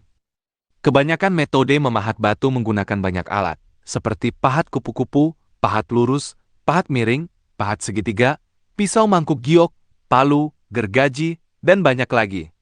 Alasan ada begitu banyak alat adalah karena batu sangat kokoh dan keras. Karena itu, mereka akan menggunakan pahat kupu-kupu untuk menggambar bentuknya, pahat lurus untuk potongan awal. Mendengarkan ia berbicara, Lin Lei mulai memahami lebih banyak tentang dasar-dasar seni pahat batu. Doreen Coward tiba-tiba tertawa. Tapi metode pahat batuku benar-benar berbeda dari yang lain. Ini karena metode pahat batuku hanya menggunakan satu alat saja, yaitu pahat lurus. Inilah sebabnya aku menamai metode pahatku, aliran pahat lurus. Bagaimana mungkin? Kakek memahat hanya menggunakan pahat lurus? Lin Lei segera membantah. Kakek baru saja bilang sendiri kalau lebih banyak alat yang dibutuhkan. Misalnya, sisik ikan. Bagaimana kakek menggunakan pahat lurus untuk memahat itu? Bukankah itu sama sekali tidak mungkin? Salah. Meskipun orang lain tidak bisa, kita para penyihir elemen tanah bisa. Doreen Coward berkata dengan percaya diri. Penyihir elemen tanah dapat sepenuhnya merasakan keseluruhan bentuk sebuah batu. Dengan kekuatan pergelangan tangan yang cukup, kita bisa memahat batu hanya dengan menggunakan pahat lurus. Tapi tentu saja, aliran pahat lurus bukanlah aliran yang mudah untuk dikuasai. Hari ini tugasmu adalah pergi membeli pahat lurus yang cukup tajam. Mulai hari ini dan seterusnya, setiap hari, aku akan menghabiskan waktu 3 jam membimbingmu belajar cara memahat batu. Air yang mengalir terus berpusar saat Lin Lei duduk bersila di sampingnya. Di tangannya, ia memegang sebuah pahat lurus dan sebongkah batu seukuran telapak tangan. Mulailah dari dasar. Aku akan mulai dengan batu kecil ini saat aku memulai latihanku. Lin Lei duduk di sana sendirian di pegunungan belakang Institut Ernst. Di bawah bimbingan Doreen Coward, ia mulai mempelajari seni pahat batu. Saat ia mulai memahami lebih dalam tentang seni ini, Lin Lei juga mulai mengerti mengapa pada tahap lanjut, aliran pahat lurus dapat membantu meningkatkan energi spiritual seseorang. Ketika orang lain memahat, mereka perlu menggunakan setumpuk besar peralatan. Mereka harus menghabiskan banyak waktu dan energi mental hanya untuk memikirkan alat apa yang harus digunakan di bagian mana. Tentu saja, ini sangat melelahkan. Setiap karya seni mewakili darah dan upaya keras mereka. Namun aliran pahat lurus berbeda. Satu-satunya alat yang digunakan hanyalah pahat lurus, sehingga tidak perlu memikirkan alat mana yang harus digunakan untuk apa. Tentu saja, tingkat kesulitannya meningkat pesat karena hanya menggunakan satu alat. Misalnya, menggunakan pahat lurus untuk mengukir bagian-bagian yang biasanya dikerjakan dengan pisau mangkuk giok memerlukan pemahaman dan penguasaan yang sangat sempurna terhadap bentuk dasar sebuah batu. Selain itu, kekuatan yang besar juga sangat dibutuhkan. Jika seseorang mencoba menggunakan hanya pahat lurus pada potongan yang lebih besar, yang biasanya membutuhkan gergaji untuk memotongnya, maka ia membutuhkan kekuatan yang memadai. Seseorang bisa menggunakan hubungan unik penyihir elemen tanah dengan bumi untuk memahami esensi sebuah batu. Namun, kekuatan pergelangan tangan harus dilatih. Sebagai penyihir tingkat kedua, kekuatan pergelangan tangan Linley tidak buruk, tetapi itu hanya cukup untuk memahat beberapa potongan kecil. Jika ia ingin memahat sesuatu yang besar, kekuatan pergelangan tangannya tidak akan mencukupi. Namun, saat ini, Linley hanya mengerjakan hal-hal dasar. Ketika tahun ajaran berakhir, Linley kembali ke kota Wushan. Setelah tahun baru, si kecil Warren dan kakak laki-lakinya, Linley, hanya memiliki beberapa hari untuk dihabiskan bersama. Dan kemudian, di bawah perlindungan pengurus rumah Hiri, Wharton berangkat menuju ke Kekaisaran O'Brien. Linley tidak punya pilihan selain menatap kepergian si kecil Wharton dengan mata sayu. Sambil menangis tanpa henti, Wharton yang berusia 6 tahun berpisah dari Linley yang berusia 10 tahun dan berangkat pergi. Waktu berlalu. Linley terus menjadi sosok yang menyendiri di Institut Ernst. Sebagian besar waktunya setiap hari dihabiskan untuk pelatihan keras di pegunungan belakang. Memasuki masa pertumbuhan remaja, nafsu makan Linley meningkat pesat, dan ia mulai tumbuh lebih tinggi juga. Tentu saja, kekuatan fisik dan ototnya juga meningkat dengan cepat. Dalam seni pahat batu, dengan bimbingan Doring Howard dan kerja kerasnya sendiri, Linley terus membuat kemajuan. Musim semi berlalu, dan musim gugur tiba. Dalam sekejap mata, 3 tahun telah berlalu. Di sebuah air terjun di pegunungan belakang Institut Ernst. Gemuruh, seperti lembaran air yang kokoh, air terjun itu mengalir deras ke bawah, menghantam kolam air yang dalam.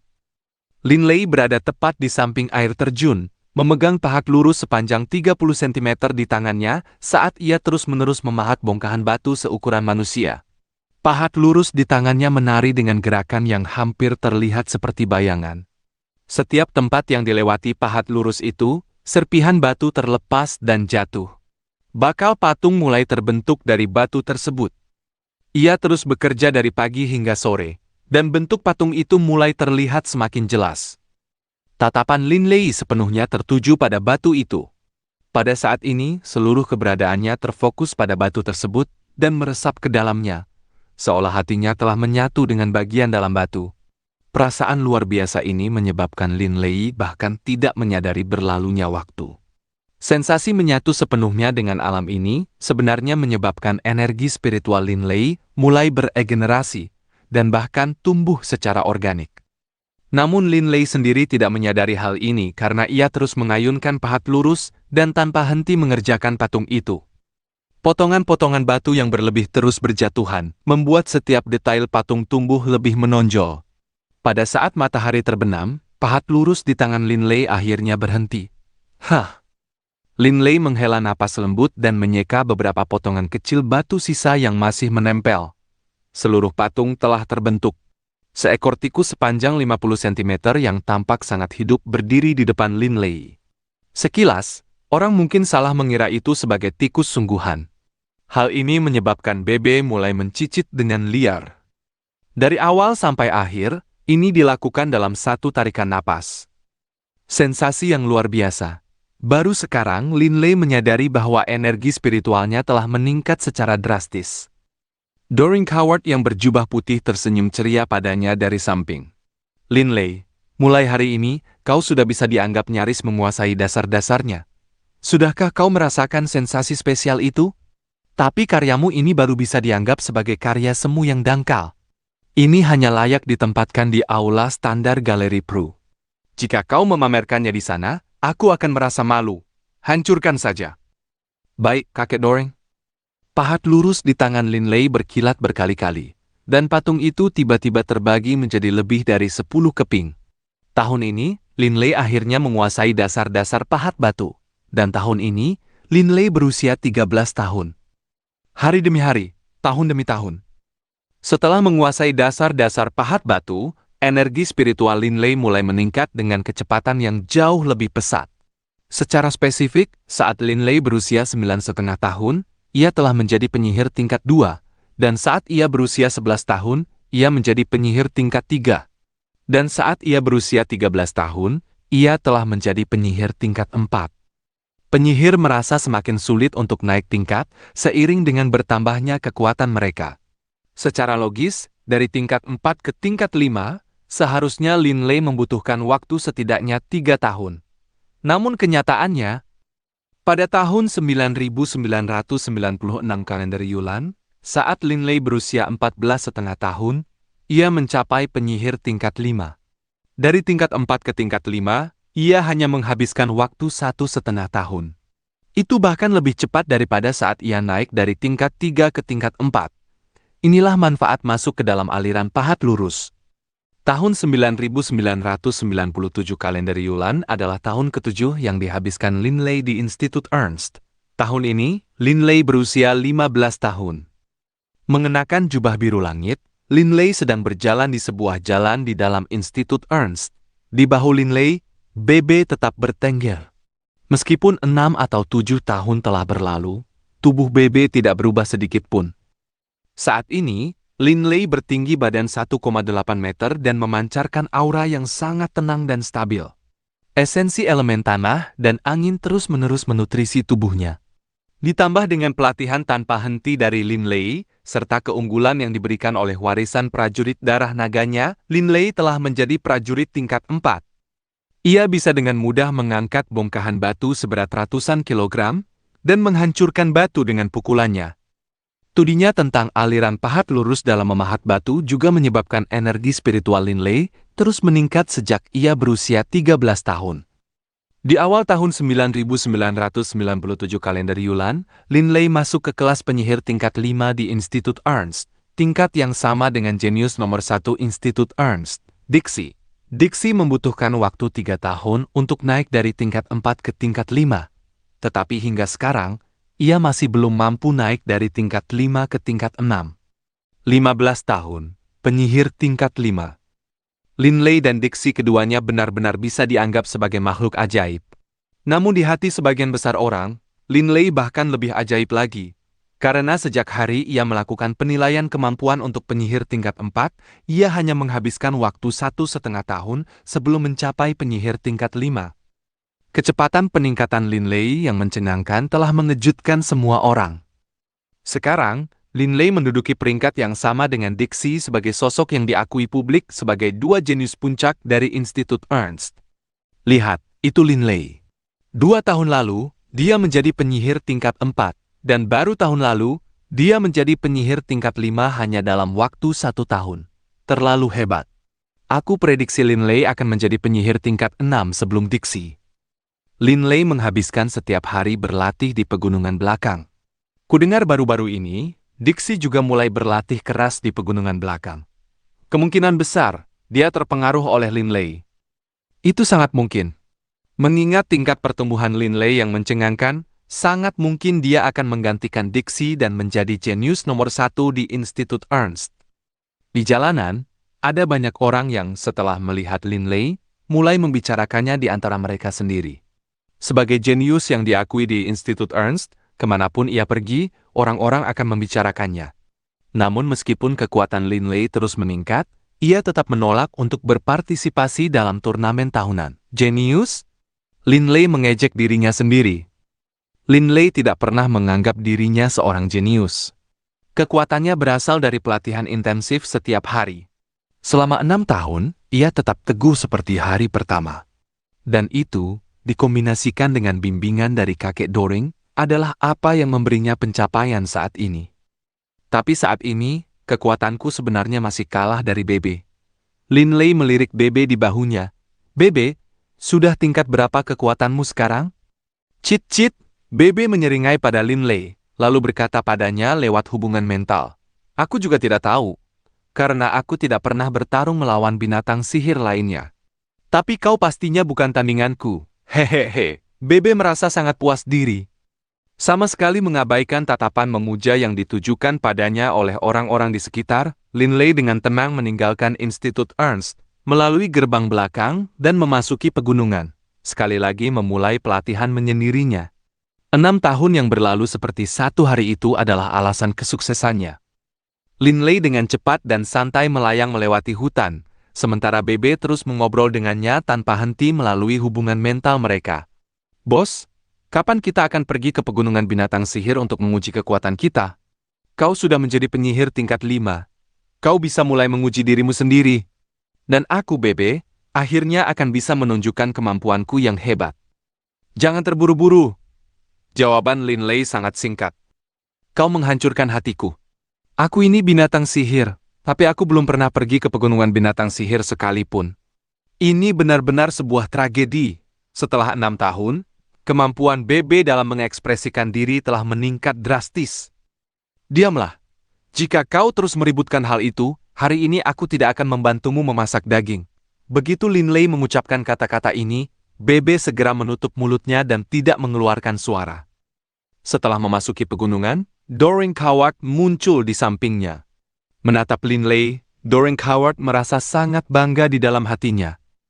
Linley. Doring Coward tiba-tiba memanggil. Linley menoleh dan tersenyum pada Doring Coward saat ia terlibat dalam percakapan mental. Kakek Doring, apa ada sesuatu? Doring Coward tersenyum. Berdasarkan beberapa karya senimu yang terakhir, aku bisa secara resmi memberitahumu kalau kemampuanmu dalam memahat batu telah memenuhi ambang batas. Mata Linley tanpa sadar berbinar. Kakek Doringnya memiliki temperamen yang aneh. Karya seni apapun yang tidak memenuhi standarnya yang ketat harus segera dihancurkan. Menurut kata-katanya, jika karya-karya seni ini muncul di dunia, mereka akan menjatuhkan nama aliran pahat lurusku dan menjatuhkan namaku, seorang penyihir agung tingkat saint yang terhormat. Oleh karena itu, Linley terpaksa menghancurkan setiap patung yang telah dibuatnya. Padahal patung-patung itu bisa saja dijual untuk mendapatkan uang. Memenuhi ambang batas? Kakek Doring, maksud kakek? Linley menatap Doring Coward dengan takjub. Doring Coward mengangguk senang. Benar, mulai hari ini, setelah kau menyelesaikan sebuah pahatan batu, kau tidak perlu menghancurkannya. Mereka layak untuk tetap berada di dunia ini. Tentu saja, jika kau mau, kau bisa menyerahkan pahatanmu ke Galeri Pru untuk menjualnya, dan dengan demikian, mulai membangun reputasi bagi aliran pahat lurus kita. Pada saat yang sama, kau bisa menghasilkan sedikit koin emas untuk dirimu sendiri. Sinar matahari musim semi yang hangat dan nyaman menyinari 3 remaja di asrama 1987 yang sedang beristirahat di halaman belakang mereka. Yale, George, dan Reynolds sedang asyik mengobrol santai. Saat ini, Yale dan George sudah berusia 16 tahun, sementara Reynolds kini berusia 14 tahun. Ketiganya tumbuh tinggi dengan cepat. Bahkan Reynolds yang paling pendek pun kini bertinggi badan 1,6 meter. Yang paling tinggi di antara mereka adalah Yale, dengan tinggi badan yang mencengangkan mencapai 1,9 meter. George, berhentilah berpura-pura di depan kami berdua. Bahkan si bungsu pun sudah kehilangan keperjakaannya. Kenapa kau dan saudara ketiga masih saja sok suci?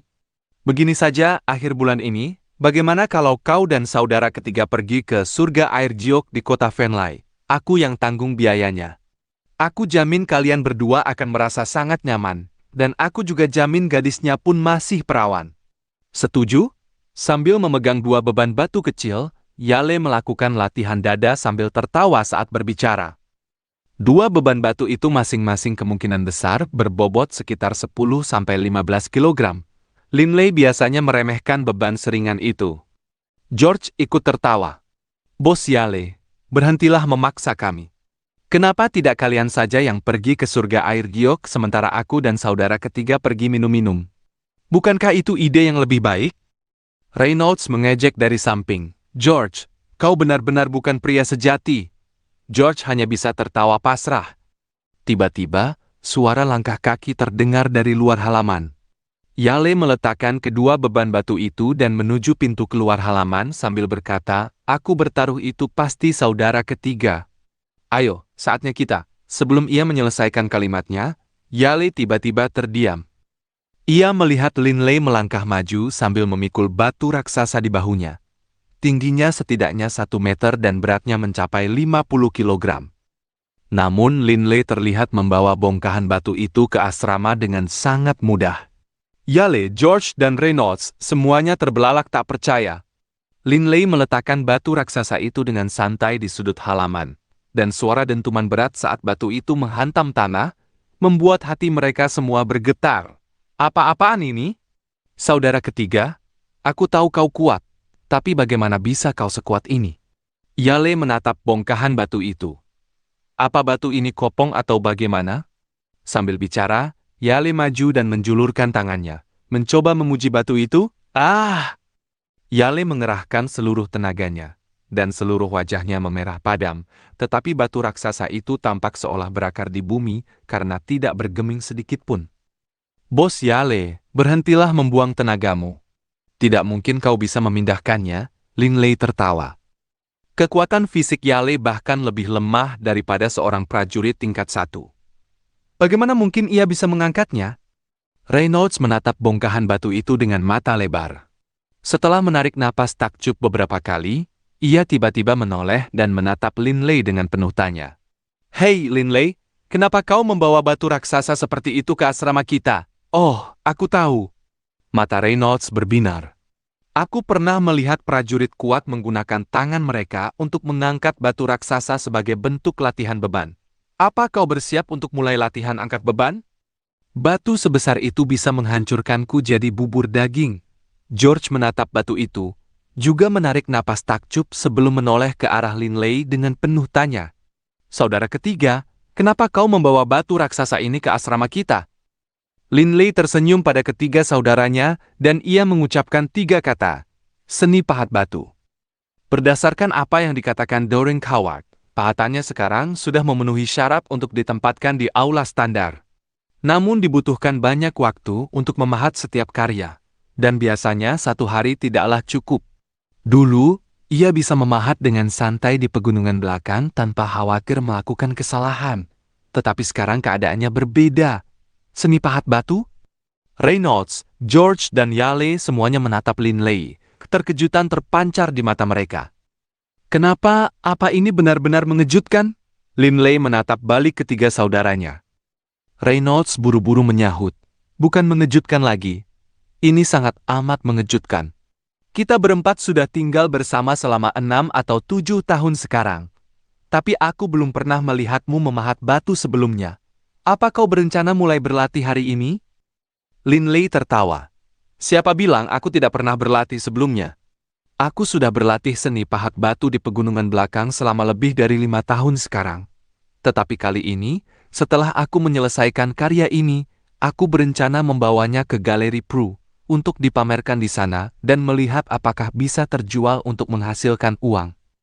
Demi mengumpulkan uang yang cukup agar adiknya, Wharton, memiliki dana memadai untuk pergi bersama pengurus rumah Hiri ke Kekaisaran O'Brien untuk mendaftar dan berlatih. Klan Barrack praktis telah menghabiskan seluruh harta mereka. Namun terlepas dari ini, Hogg masih merasa sangat bahagia. Memangnya kenapa jika keluarganya bangkrut? Putra sulungnya, Linley, adalah seorang siswa di Institut Ernst, dan setelah lulus, pasti akan menjadi seorang penyihir yang kuat. Dan putra bungsunya, Wharton, memiliki kemungkinan untuk menjadi seorang prajurit darah naga. Hogg sudah bisa meramalkan fajar kejayaan klan Barrack. Galeri Prue? Mendengar hal ini, Yale dan 2 lainnya menatap Linley dengan kaget. Linley adalah kebanggaan asrama mereka. Meski baru berusia 15 tahun, ia telah masuk ke tingkat 5 di Institut Ernst, dan diakui bersama Dixie sebagai salah satu dari 2 jenius puncak Institut Ernst. Yale dan yang lainnya semuanya mengakui Linley sebagai seorang jenius, namun seni pahat batu adalah bentuk seni yang sangat mendalam. Banyak orang akan berlatih dengan tekun selama puluhan tahun, namun tetap saja hanya dianggap sebagai pemahat biasa. Sebagai bentuk seni yang sangat kuno dan berumur panjang, bagaimana mungkin seni pahat batu bisa dikuasai dengan mudah? Beraninya Linley bermimpi bahwa karya seninya akan dipamerkan di galeri seni yang paling dihormati, Galeri Prue. Saudara ketiga, jangan terlalu terbawa suasana, canda George dengan nada menenangkan. Linley, aku khawatir pahatanmu. Apa akan ada orang yang benar-benar membelinya? Reynolds mengernyit. Raut ketidakpercayaan terpampang di wajahnya. Yale tertawa keras. Kenapa kalian bersikap seperti ini? Saudara ketiga, silakan saja buat pamerannya. Selama kau punya pameran, aku akan mengeluarkan 10.000 emas untuk membelinya dan membantu menyebarkan namamu. Aku serius. ucap Linley sambil mengeluarkan sebuah pahat lurus dari balik pakaiannya. Pahat lurus? Reynolds terkejut. Linley, sepertinya kau sudah membuat beberapa persiapan. Tapi dulu, aku juga sempat bersiap belajar seni pahat batu. Jadi aku tahu kalau banyak peralatan yang dibutuhkan, termasuk pahat lurus, pahat kupu-kupu, pahat segitiga, pisau mangkuk giok, dan peralatan seperti gergaji. Kenapa? Kau hanya menyiapkan satu alat saja. George, Reynolds, dan Yale, semuanya setidaknya tahu sedikit dasar-dasar tentang seni. Linley tidak banyak bicara.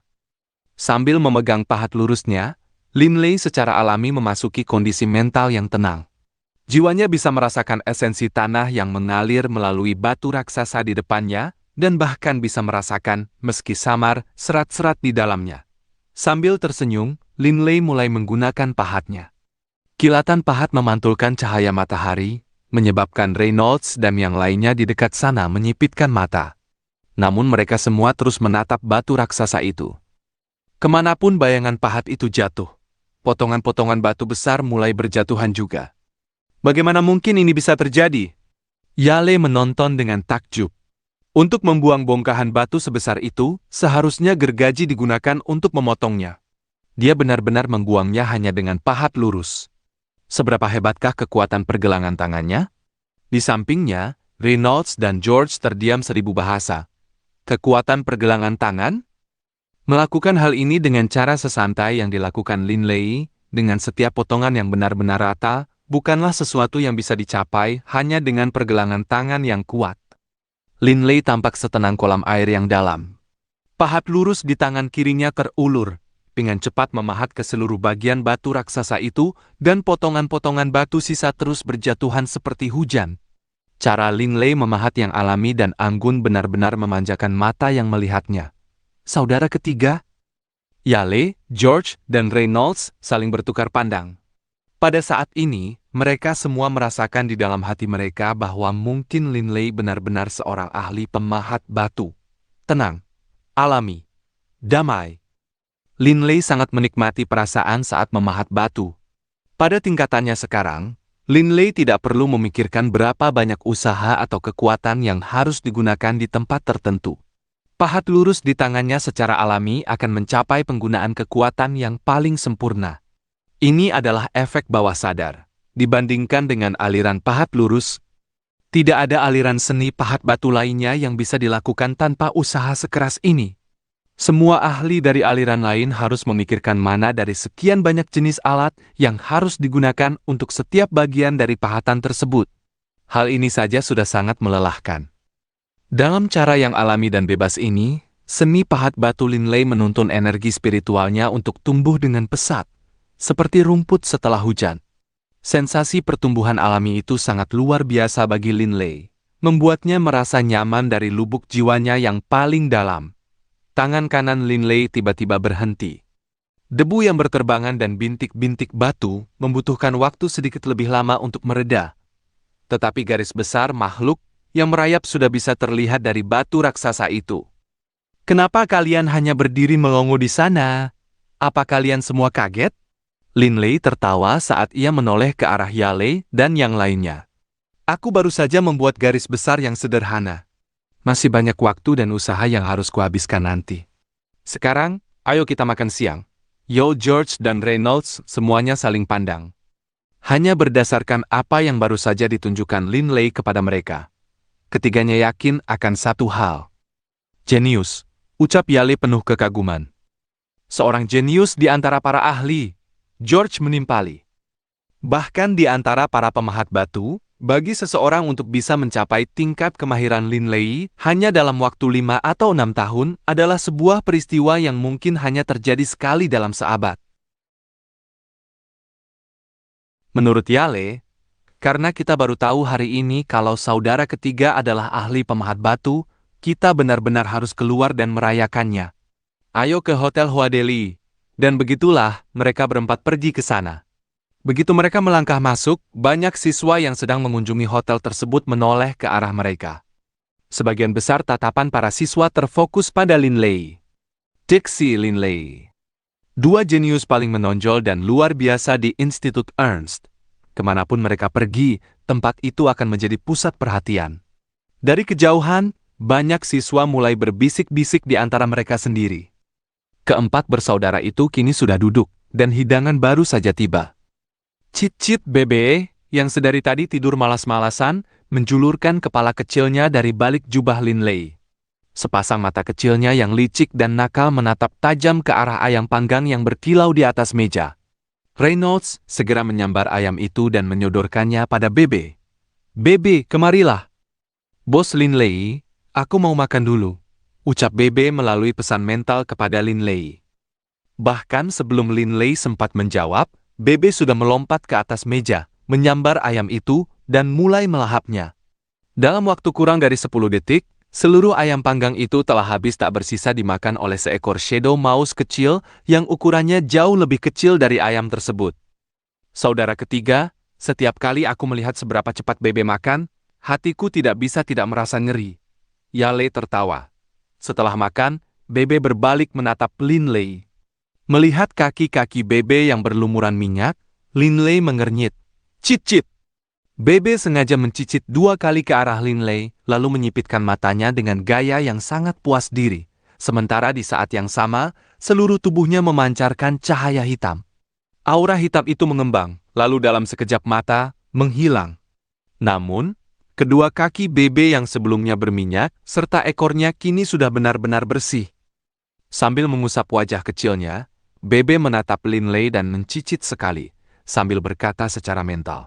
"Bos Linley, apa sudah cukup bersih untukmu?" Linley tidak bisa menahan tawa. Wus! Dengan satu gerakan cepat, Bebe sekali lagi masuk ke dalam pakaian Linley. Kemudian, keempat bersaudara itu mulai mengobrol sambil menyantap hidangan. "Benar, saudara ketiga, jika kau berniat menyerahkan pahatanmu ke Galeri Prue, ada beberapa hal yang perlu kau perhatikan," Yale mengingatkan Linley. "Oh, apa itu?" tanya Linley. Linley sama sekali tidak tahu tentang sistem yang diberlakukan Galeri Prue dalam menerima pahatan baru. Yale tersenyum. "Untuk kebanyakan pahatan, di pojok kiri bawah, seniman harus meninggalkan ukiran nama atau nama samaran sebagai tanda kalau ini adalah karyamu. Itu hal pertama. Hal kedua adalah saat pahatan dikirim ke Galeri Prue, itu harus benar-benar disegel dan dimasukkan ke dalam peti. Ini untuk mencegah pahatan rusak selama pengiriman ke galeri. Saat pahatan yang tersegel itu sampai di gudang Galeri Prue, akan ada orang yang memeriksanya untuk memastikan kondisinya baik, serta mencatat informasi detail pribadimu. Biasanya, dalam waktu sekitar 3 hari, karyamu akan siap dipamerkan di aula pajangan standar di dalam Galeri Prue. Linley mengangguk. Mencantumkan nama pada karya seni dilakukan untuk mencegah orang lain mengklaim karya tersebut secara tidak sah. Linley juga memahami alasan mengapa pahatan itu harus dipeti dan disegel. Beberapa pahatan dibuat dengan sangat rumit dan halus. Dalam proses pengiriman, sangat mungkin pahatan tersebut rusak. Jika aku menyegelnya sepenuhnya, dan juga menambahkan banyak bantalan kertas serta kain, itu akan jauh lebih aman. Bagaimana dengan penentuan harga dan penawaran? Bagaimana Galeri Prue menangani hal ini? Tujuan utama menyerahkan pahatan ke Galeri Prue adalah untuk menghasilkan uang, demi memperbaiki situasi ekonomi keluarganya. Yale berkata dengan gembira. Pahatan akan diletakkan di aula standar, dan calon pembeli diizinkan untuk mengajukan harga berapapun yang mereka inginkan. Setelah 1 bulan, penawar tertinggi akan mendapatkan pahatan tersebut, sementara kau akan mendapatkan bayaranmu. Tentu saja, Galeri Prue akan menerima komisi transaksi sebesar 1% dengan batas maksimal 10 koin emas. Jika harga pahatanmu melebihi 1000 koin emas, komisi untuk galeri akan tetap hanya 10 koin emas. Linley paham sekarang. Saudara ketiga, jangan khawatir. Aku akan mengatur agar orang-orangku di kota Venlay mengurus semuanya. Aku jamin hasilnya akan memuaskanmu. Yale tersenyum ke arah Linley saat ia berbicara. Jika saudara ketiga dari asrama kita menyerahkan pahatan ke Galeri Prue dan terjual dengan baik, aku pun akan ikut bangga. Di sampingnya, George tidak bisa menahan diri untuk memuji. Saudara ketiga, sekarang kau sudah menjadi siswa tingkat 5. Di masa depan, kau pasti juga akan menjadi master pemahat. Masa depanmu tidak terbatas. Kau pasti akan jauh lebih sukses daripada kami. Seorang master pemahat. Jangan memujiku berlebihan. Lin Lei menertawakan dirinya sendiri. Keempat bersaudara itu mengobrol sambil terus makan dan minum. Hidup di Institut Ernst benar-benar nyaman. Yale tiba-tiba menghela napas sambil meletakkan cangkir anggurnya. Aku ingat saat aku masih kecil dan tinggal di rumah, aturan keluarga kami sangatlah keras. Reynolds juga mencibirkan bibirnya. Kita semua adalah siswa Institut Ernst. Menurut kakek Lomu, saat ini dunia sedang sangat kacau. Di dunia luar, peperangan dan pembantaian terus terjadi. Institut Ernst didukung oleh gereja cahaya, jadi tidak ada yang berani menyinggungnya. Itulah alasan mengapa hidup kita begitu nyaman. Kelak, saat kita pergi berlatih keluar, kita akan melihat betapa kejamnya dunia ini. Benar sekali. Lin Lei mengangguk dan menghela napas. Aku sekarang siswa tingkat 5. Banyak teman sekelasku yang sudah pergi berlatih keluar. Dari apa yang mereka katakan, ada siswa yang mati dalam pertempuran, dan banyak yang cacat atau terluka. Tanpa mengalami pertempuran hidup mati yang sesungguhnya, akan sulit bagi kita untuk berkembang. Kita ini seperti hewan peliharaan keluarga bangsawan. Hidup kita mungkin mudah, tapi bagaimana bisa dibandingkan dengan keganasan dunia luar? George juga menghela napas. Aku benar-benar menantikan pertempuran hidup mati yang berdarah-darah seperti yang dialami siswa tingkat tinggi. Gaya hidup yang mendebarkan dan membakar semangat itu pasti sangat memacu adrenalin. George, Yale, Reynolds, dan Lin Lei sekarang semuanya berusia 15 tahun. Di dalam hati mereka semua ada rasa haus akan peristiwa-peristiwa mendebarkan di dunia luar. Namun Yale dan yang lainnya masih terlalu lemah. Jika mereka memulai gaya hidup pertempuran hidup mati sekarang, peluang kematian mereka terlalu tinggi. Lin Lei, kau sekarang siswa tingkat 5 kan? Reynolds tiba-tiba bertanya. Yale dan George juga menatap Lin Lei dengan mata yang berbinar.